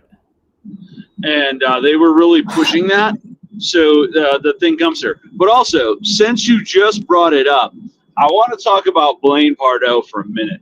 Because they have now arrested a third Chinese spy at the University of Michigan, which is literally right out of his book. So we need to interrogate Blaine and figure out what his actual involvement is, because he seems to know a whole lot of stuff. Well, maybe he's the planner working. Maybe he's the planner working for the CCP, and they weren't paying him, so he said, "I'm just going to novelize my plans that I've written for you." And I want to point out another point from his book that is semi-serious. The person who ends up being the president of New America was a Hispanic social organizer who created nationwide protests. Yeah. I find that relevant. So I find that very relevant as well. All right, next one. We're getting close to the end of this segment. Mexican Senate president revives territorial claims amid Los Angeles civil unrest. Joe, this kind of goes to your point. And he actually holds up the whole Reconquista map that includes like Mexico in 1830, that basically is everything, kind of west and left of Texas. On Monday, Mexican Senate president, so not like some backbencher, the Senate president, literally like the number 3 guy in Mexico, right? Yeah, right. Noronha publicly displayed a 1830 map of Mexico during a press conference, emphasizing that Mexico once held sovereignty over California, Texas, and much of modern-day U.S. Southwest. Noronha's gesture could be viewed as a nationalist provocation. No, it is a nationalist provocation. It can't be viewed as it absolutely is. Subtly reinforcing irredentist intentions that a time when foreign nationals and dark money funded Marxist-aligned NGOs are sparking civil unrest in Los Angeles, widespread looting, arson, and violent clashes with both local and federal law enforcement. We'll build up a wall and pay for it, but we'll do it according to the 1830 map of Mexico, he says. Mexicans were settled in these territories before the U.S. The Mexicans living there are in what has always been their homeland. The U.S. conservative legal scholar Randy Barnett wrote on X, so I guess it's an invasion, is it? And these are enemy aliens. Attention, SCOTUS. He does the whole thing in Spanish, so we can't listen to it. Or at least I wouldn't want to have to listen to it. Let's see. The U.S., and then, of course, people respond back. Here are some of the responses. The U.S. legally acquired those territories through the 1848 Treaty of Guadalupe Hidalgo. After Mexico lost the war it started, the land was purchased, not stolen, and then Mexico agreed to the terms. If I remember correctly, isn't that where Winfield Scott invaded Mexico and basically just absolutely ran Mexicans out of Mexico? Mm-hmm. And what flag was the first flag at Mexico City? I don't know. Was it South Carolinian iron palmetto? Oh, was it iron palmetto? Let's see. Are they returning to their Are they returning it to the descendants of the Aztecs, or skipping them entirely and giving it to the poor, oppressed peoples the Aztecs conquered? like Huastecas and the Tonacas. Perhaps it would be more ethical if Mexico just returns the land to. I'm gonna finish. This is actually a good point.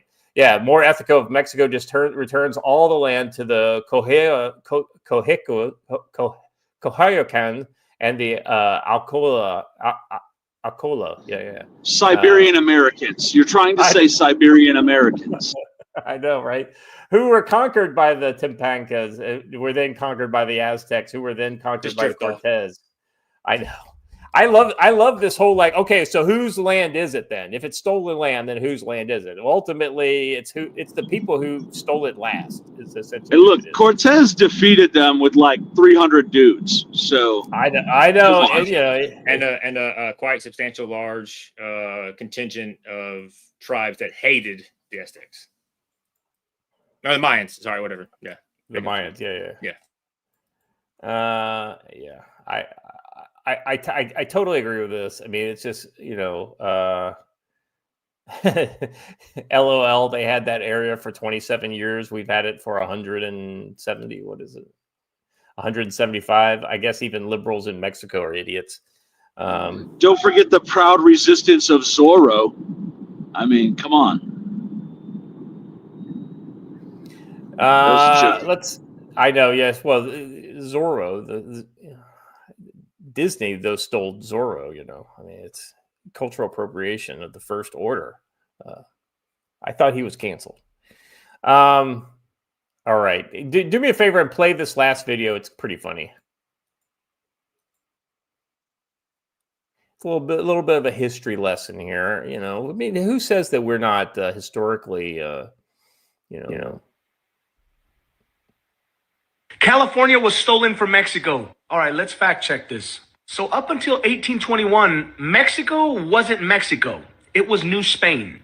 And you know why it was called New Spain? Because Spain ruled that area from 1521 to 1821. And 1821 marked the end of the Mexican War of Independence. And in 1821, states like California, Arizona, parts of Wyoming, Utah, Texas, Nevada were all owned by Mexico. But before you jump to a conclusion, hold up, wait a minute, something's not right. But in 1846, during the Mexican-American War, American settlers in California staged the Bear Flag Revolt, declaring an independent California republic just the way Texas did.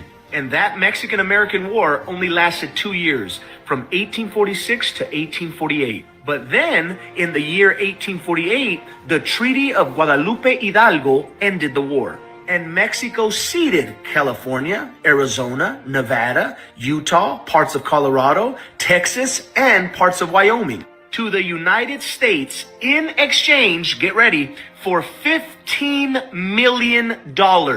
No, but it was stolen. No, it was purchased. In 1850, California was instituted as the 31st state of the United States as part of the compromise of 1850. You can pause just in there. case that explanation.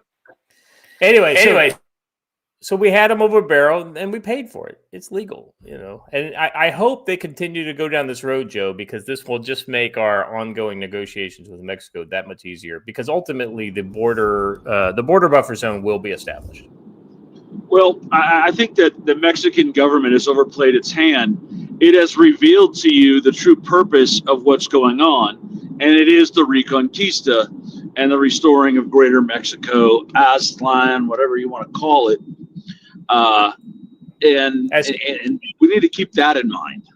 Yeah, as some sort of social justice fantasy that, these people deserve to be Mexican because there's some sort of greater part, there's some kind of greater thing of being Mexican. Let's be honest. The only thing that I can think is greater is just the amount of drug and fentanyl that they produce. I was going to say the Mexican government controls Mexico City and little else. So I don't know how they intend to hold on to California with its crime rate, which is worse than some parts of Mexico. Did Scott just invoke the Goblin King MTG card? Peanut Chase helicopter for $2. Watcher, what do you think? I'll let you rule on that. I don't know, man. That I have played that before. I just can't remember what it does. Is that like it gives all? It's like a 3/3 that gives all goblins +1 or +1 attack or something like that. I can't remember what it is. I don't remember at the moment. Yeah. Gives all other And goblins I don't even care. +1 and grants them mountain walk, making them unblockable. All right. Anyway, yes. I guess I don't know what you're referring to, man. I don't know what I said that brought that out, but yeah, I will cede your point, much like Mexico ceded all that other stuff, but I won't pay you for it. Stand by. Housekeeping. All right, and then while that's going on, I guess I'll just play this next video. So, if you were watching us on the 9th, you know we saw this live, but a sushi shop was looted. We'll watch the video, and then we'll have Scott will probably read Chef Grohl's statement about this, which it sucks.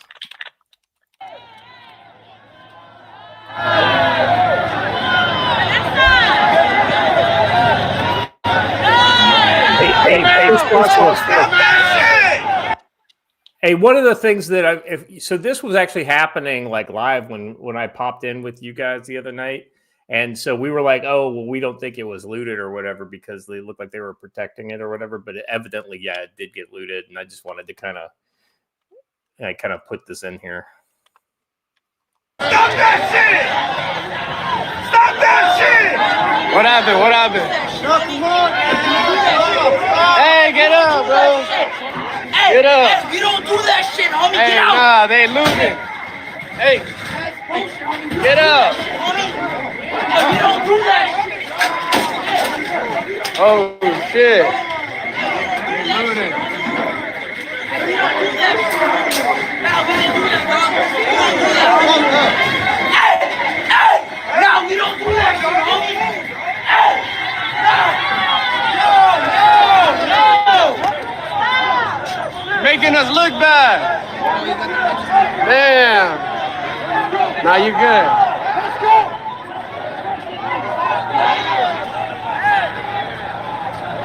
Hey, fuck them, hey, get the fuck out!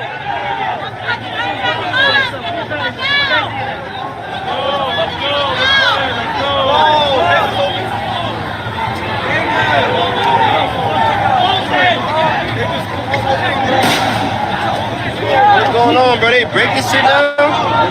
Yo. Oh, shit.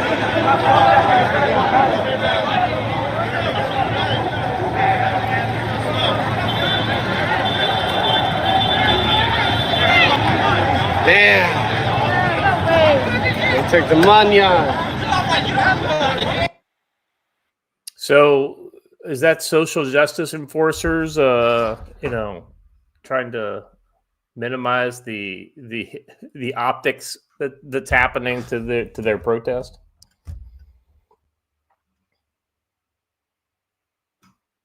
F dem hoes. Anyway, I had included that because there was I wanted to just kind of like touch on that again since we saw that live the other night.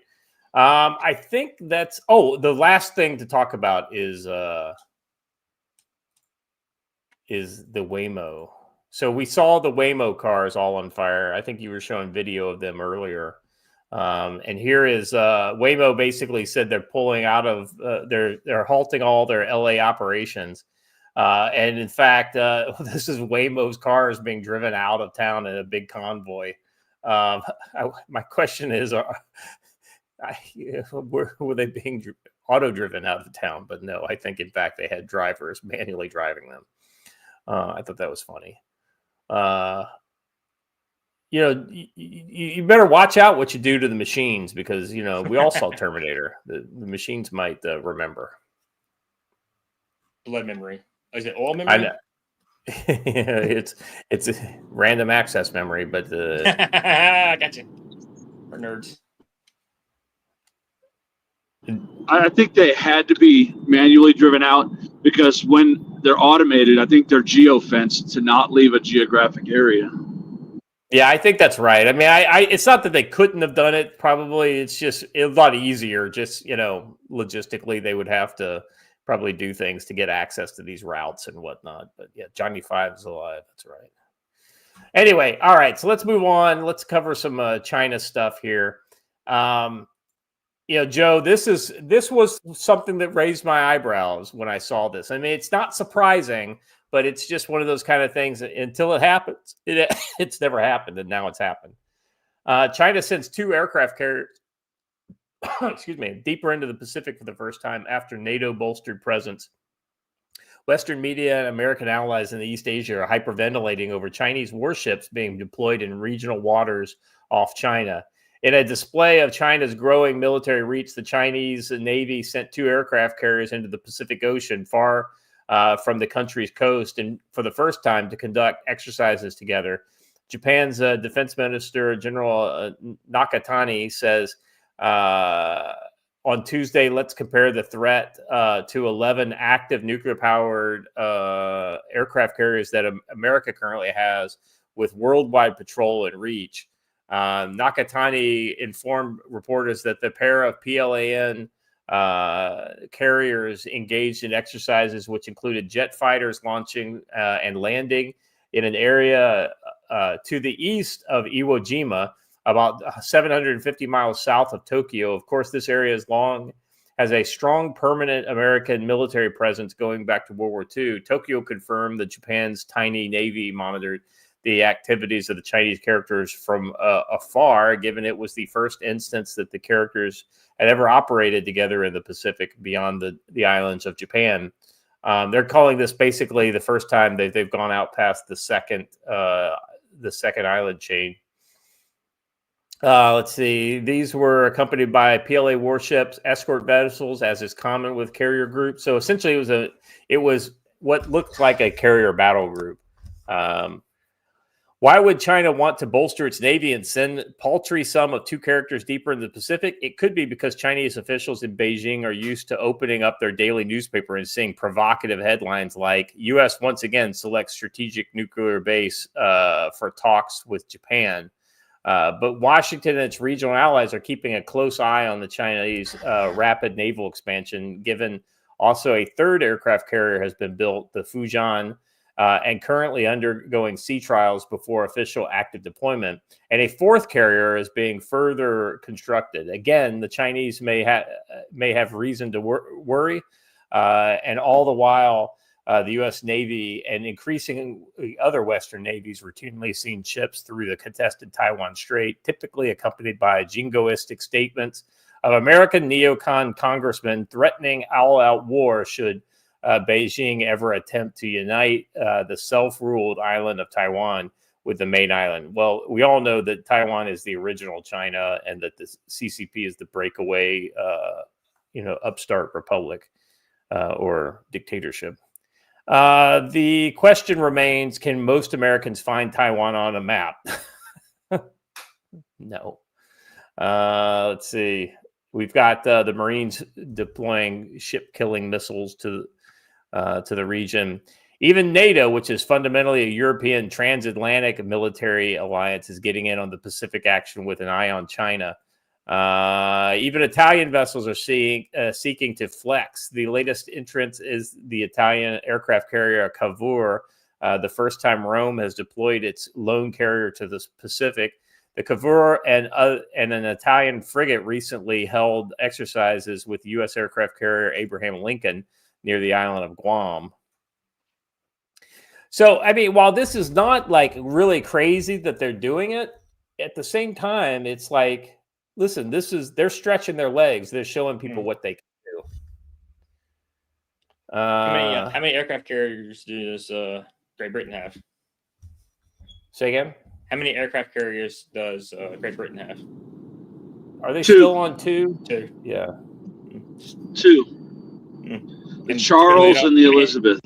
And they typically don't either work at the same time or they don't work at all. Well, didn't one of them have to have its prop completely replaced? Yeah, there was a time they were both down. Yeah.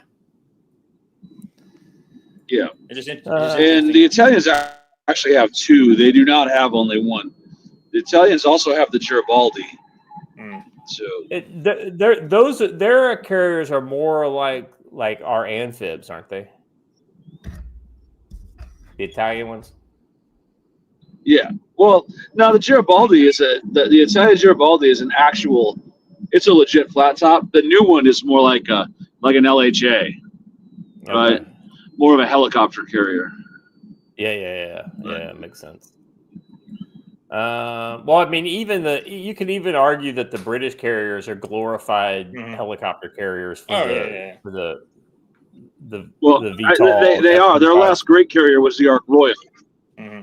I guess my point is that the story called it a paltry 2 aircraft carriers. I'm like, Well, I mean, it's paltry when you consider that we have 11. I mean, clearly the stance of the article is very anti kind of like any kind of, U.S. military. We can be down to 2 or less in less than 48 hours. And that's and we have 11, but we have the 1/3 rule, right? Right. So, these are conversations that I would have with my section, and like their eyes, people's eyes, like the analyst's eyes, would just like get really wide.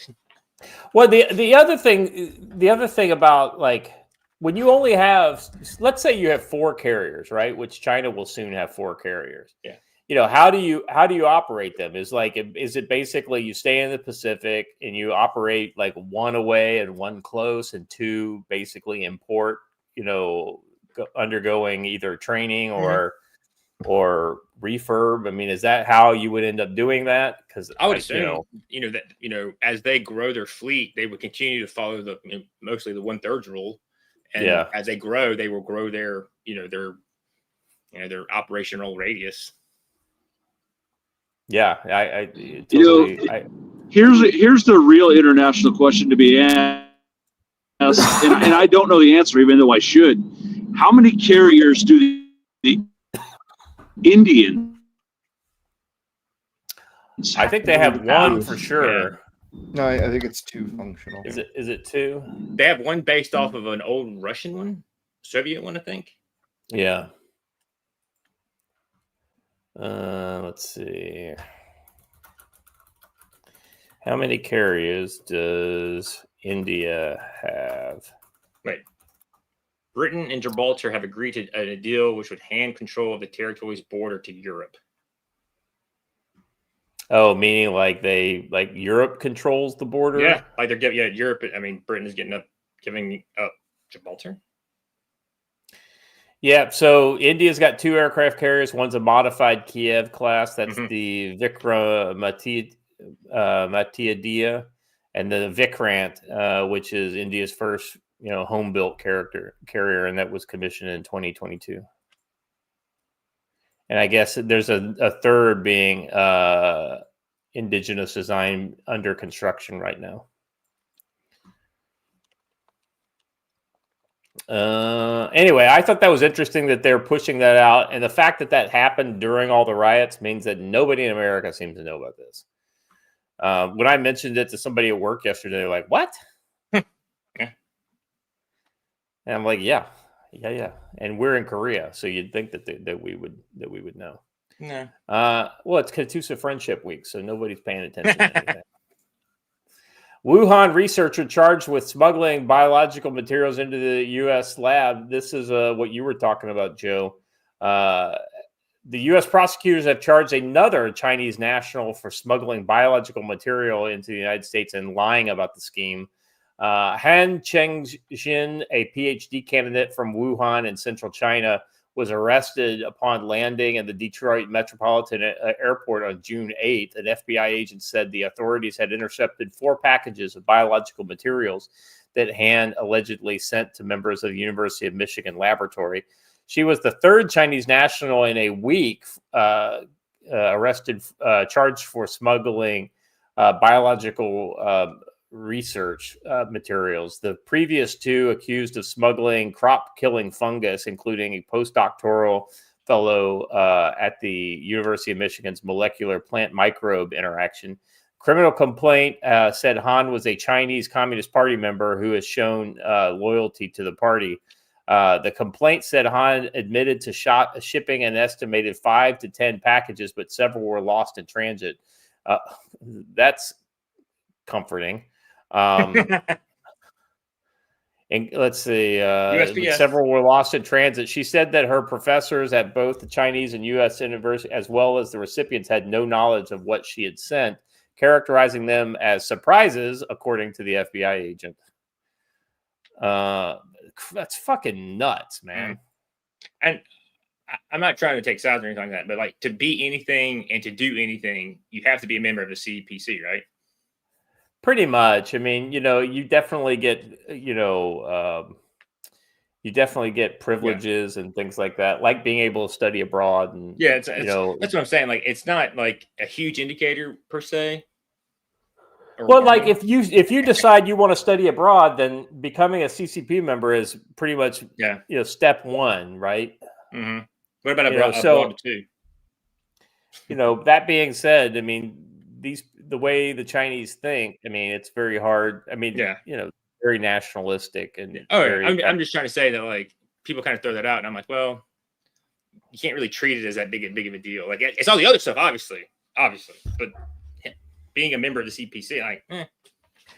Yeah, well, like my daughter has a friend in one of her classes that's a Chinese, like mainland Chinese, and like I guess they bond over they both like anime or whatever. Mm-hmm. And I'm like, listen, I know you're not gonna listen to me, but just listen to what I say here. Do not talk to that girl anymore. Just don't interact with her. I mean, it can. I'm not saying she's trying to do anything. I'm just saying you know, it's what you call a disease vector, right? They could get caught. I mean, they get caught into a net and get caught in by a 3-letter agency just because you're tertiarily related to or of knowledge of a person from the CPC. That's exactly right. Security clearance or something like that. Not good. Let's see. The packages contain neither the correct documentation nor permit required for importing roundworm-related materials, the complaint noted. The shipments allegedly went to 2 recipients, one active member of the lab and another amongst the faculty and staff of the Life Sciences Institute at the University of Michigan. Han initially lied to the custom agents at the airport about the contents of the package, claiming they were plastic cups and a book, according to the court filings. When pressed, she admitted that the packages contained petri dishes of nematode growth medium for growing roundworms, as well as small circular DNA molecules called plasmids in an envelope. The FBI agent said, Han, who is studying the College of Life Sciences and Technology at the Huazhong University of Science and Technology, arrived as an exchange visitor visa. She has an offer letter presenting her as a visiting scholar at the Michigan lab. So this is all for research on roundworms.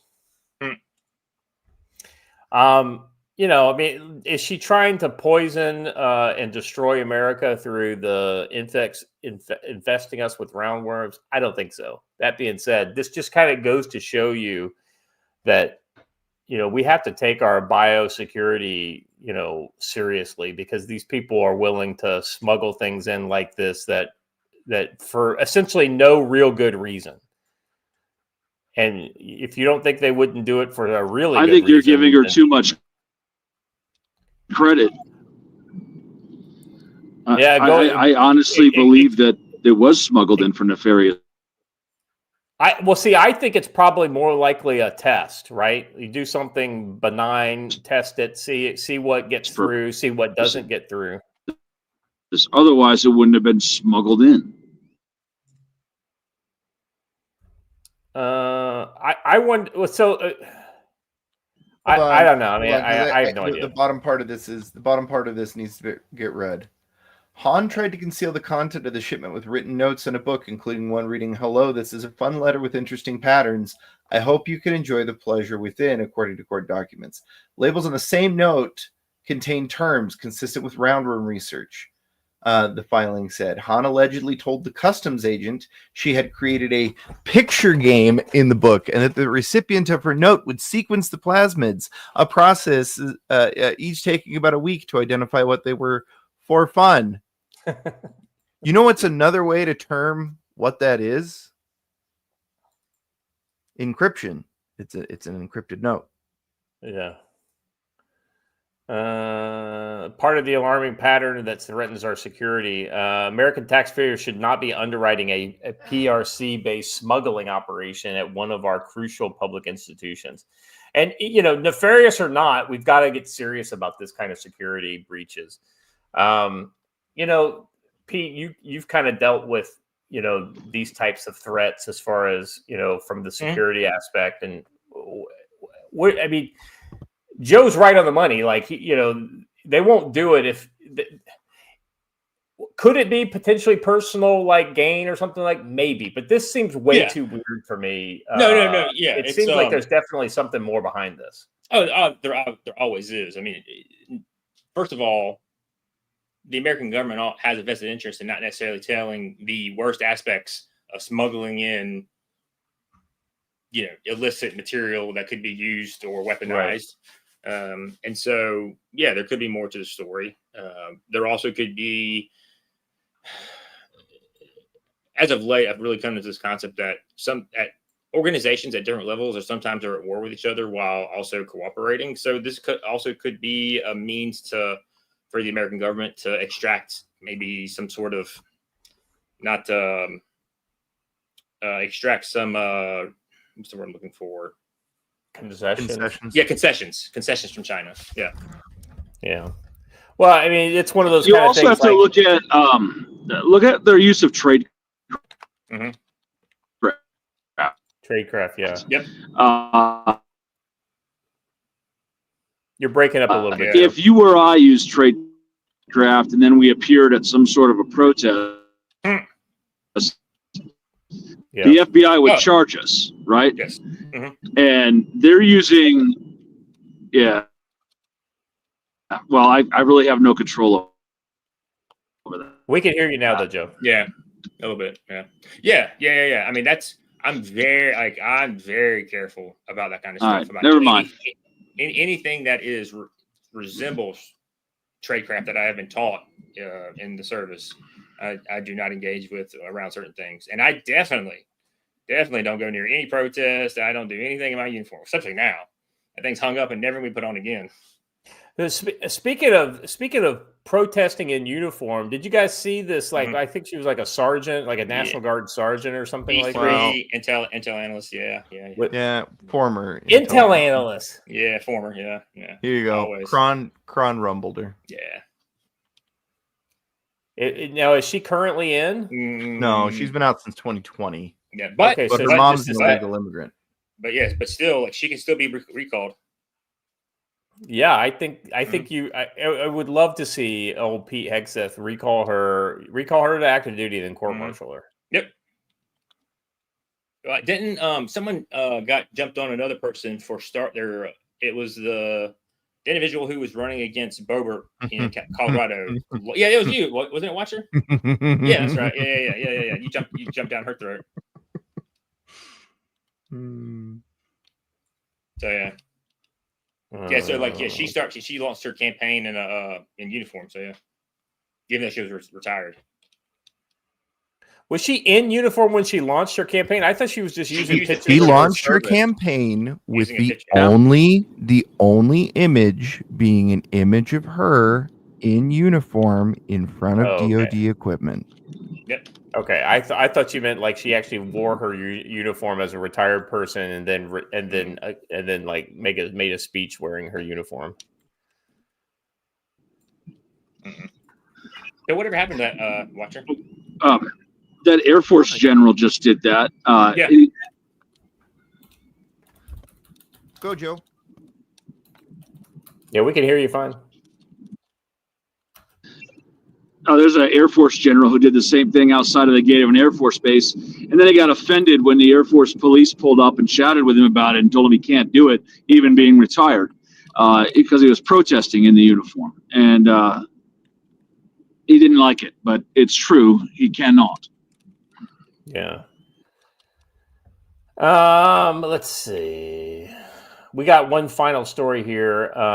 Trump says China deal done with 55% tariff being on Beijing. Will work with Xi to open up China to U.S. trade. Now, so I read the Trump truth note that he sent out, and I didn't feel like it had a whole lot of detail in it, but it's probably the kind of the framework of the deal.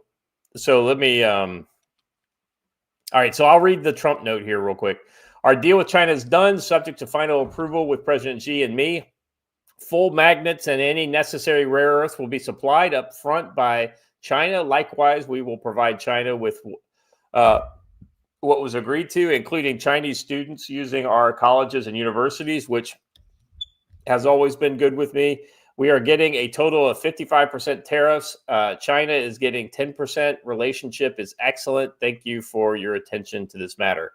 Now, the only thing that I could think of that you could do in a positive way with letting Chinese kids continue to go to school the way they are is if you force them to declare exactly, because there's been some kind of muddy water, if you will, with Chinese students coming into the U.S. So I think it would be important to for them to declare exactly where they're coming from so that we could then monitor them and their studies. Put the flow jack on yourself. Yeah, essentially. Yeah, download this app to your phone and carry and put everything personal in it. I'm not even kidding. That should absolutely be a requirement. And that's just what I'm saying. Literally everything you say while you're in this country, every word will be recorded. A good name for it. And and by the way, if you have other phones in close proximity to that phone, they will identify the phones. And if you're using a phone that doesn't have this app on it, then you could be kicked out. That kind of shit can be done. And you're on curfew. Yeah. No marriages, no work visas, no nothing. Your student visa, do your studies, and go the fuck home. Our deal with China is done. Let's see. Let me kind of get to the next part. Trump's comments on Wednesday come a day after the U.S. and China reached an agreement in London on implementing the terms of a tariff truce. But as Bloomberg notes, Trump's remarks include terms negotiators did not lay out, such as the immediate supply of critical minerals by China. He also said the U.S. Tariff trade would be a total of 55%, though a precise rate is not clear. That figure includes a 10% baseline duty, 20% charge tied to fentanyl trafficking, and roughly 25% of pre-existing levies from Trump's first term, as well as the most favored nation rates, according to the White House official. In a follow-up post, Trump added to the readout saying that President Xi and I are going to work closely together to open up China to American trade. This would be a great win for both countries. American and Chinese officials concluded marathon negotiations, blah, blah, blah. Let's find out something interesting here. In an official statement released by Xinhua on Wednesday morning, Beijing said the two sides made new progress in addressing each other's economic and trade concerns during the candid and in-depth dialogue. Let's see. China does not want a trade war, but is not afraid of one, according to a statement. The two sides should resolve economic and trade differences through equal dialogue, mutually beneficial cooperation. China is sincere in economic and trade consultations, but it also has its principles. All right, guys, my take on this is that they're trying to push pause on World War III, and that China wants another 10 years to get ready is kind of the way I read this. Or they want to make sure their AI weapons work before they go to war. By the way, did you guys see the release of the Chinese stealth bomber? No. I guess images of that leaked over the last couple of days. I don't know if you guys saw this. Yeah, so I'm putting a link. Check out this image, the lead image on the private chat. This is a war zone. So yeah, I think that they're in the whether it's it's a side by side kind of configuration, a lot bigger than the some of the other stuff that they've made, but it's still kind of fighter bomber size. Like it's not. This is not like B-52 size, or even B-2. Maybe close to B-21, but there's some other pictures further down of it in flight. So I honestly think, well, the more I see this kind of stuff that they haven't perfected it, but they're still developing, it makes me feel like they still want another 5 to 10 years to kind of like to get their shit straight before they go all out. Pete, I mean, this is kind of your kind of neck of the woods. What do you think? I mean, that window's closing. Their single male population, while they do have a large one, 20, 30 million, they are starting to age out of the prime fighting age. So they may want to lean into AI, but still the mass of people that we consider to be they're the one ace, ace cards for the Chinese have always been the amount of people they have. And I think it'll be difficult for them to break that mentality themselves, the Chinese, going forward in any type of war. To believe that a Chinese life has value, and to protect it by technology, that I don't see culturally it'd be very difficult for them to get over. So there's kind of like there's never a perfect time, right? You got to figure. Like what are the disadvantages of waiting? What are the advantages of going early? I mean, like I said, I think that they're gonna like put a lot of energy into having weapons that basically fight for them. With like AI, they're putting a lot of energy into AI, and I think ultimately that's it'll make up for their manpower shortage. But it'll also, if Terminator happens anywhere, it'll happen in fucking China. I just think you should both read Sun Tzu again. I'm just throwing that out there. Any particular points on that one? It's a very, very, very thick book. Yeah. I don't disagree with you. I just think creating a condition where everyone thinks they're not able to strike or not going to strike, and then striking would probably be the most Chinese thing to do. I concur. Oh, I agree with that. Mm-hmm. I mean, so that's what I'm saying. I haven't put my foot on one guess or another, but it makes me wonder, like, because Joe, I thought they were going to go, before Trump came in. And so the fact that Trump was able to get in, anything they do is going to be a lot harder with Trump in office than it was with Biden. So I thought that was their window, but unless they can create such massive chaos with internal disorder within the U.S. that the U.S. is distracted. Weird. No, I don't disagree with you. I'm just saying it would have been. They still could have made it. I guess if you got a president with an auto pen, that's always going to be a big advantage if you want to, because he literally can't chew bubble gum, much less chew bubble gum and walk at the same time. Anyway, a lot of interesting stuff going on in China, and like Joe mentioned, when we have this oddly timed internal insurrection going on within our own borders, it makes it really easy for us to miss a lot of what China's doing. So Joe's point is well visited. Guys, let's go around the horn. Joe, looking towards the end of the week, you think we're going to see much more with the riots during the week, or you think it's basically going to be pretty slow until Saturday or Friday? No, I think we're gonna see some all week and more areas added, with it culminating on Saturday in a massive thing that goes on for days. Yeah. I think you're probably right. I think Friday night, maybe Saturday. Actually. So Matt Bracken, I'm just reading this as we're doing this, and he's got the exact point on this. I think he might be right. So I've heard, for some reason, people have been saying to watch Raleigh, and I've heard this over and over and over again. And what they said is that Raleigh is going to get very violent on purpose to try and spark something. And I'm getting so Matt's got what I think is probably it.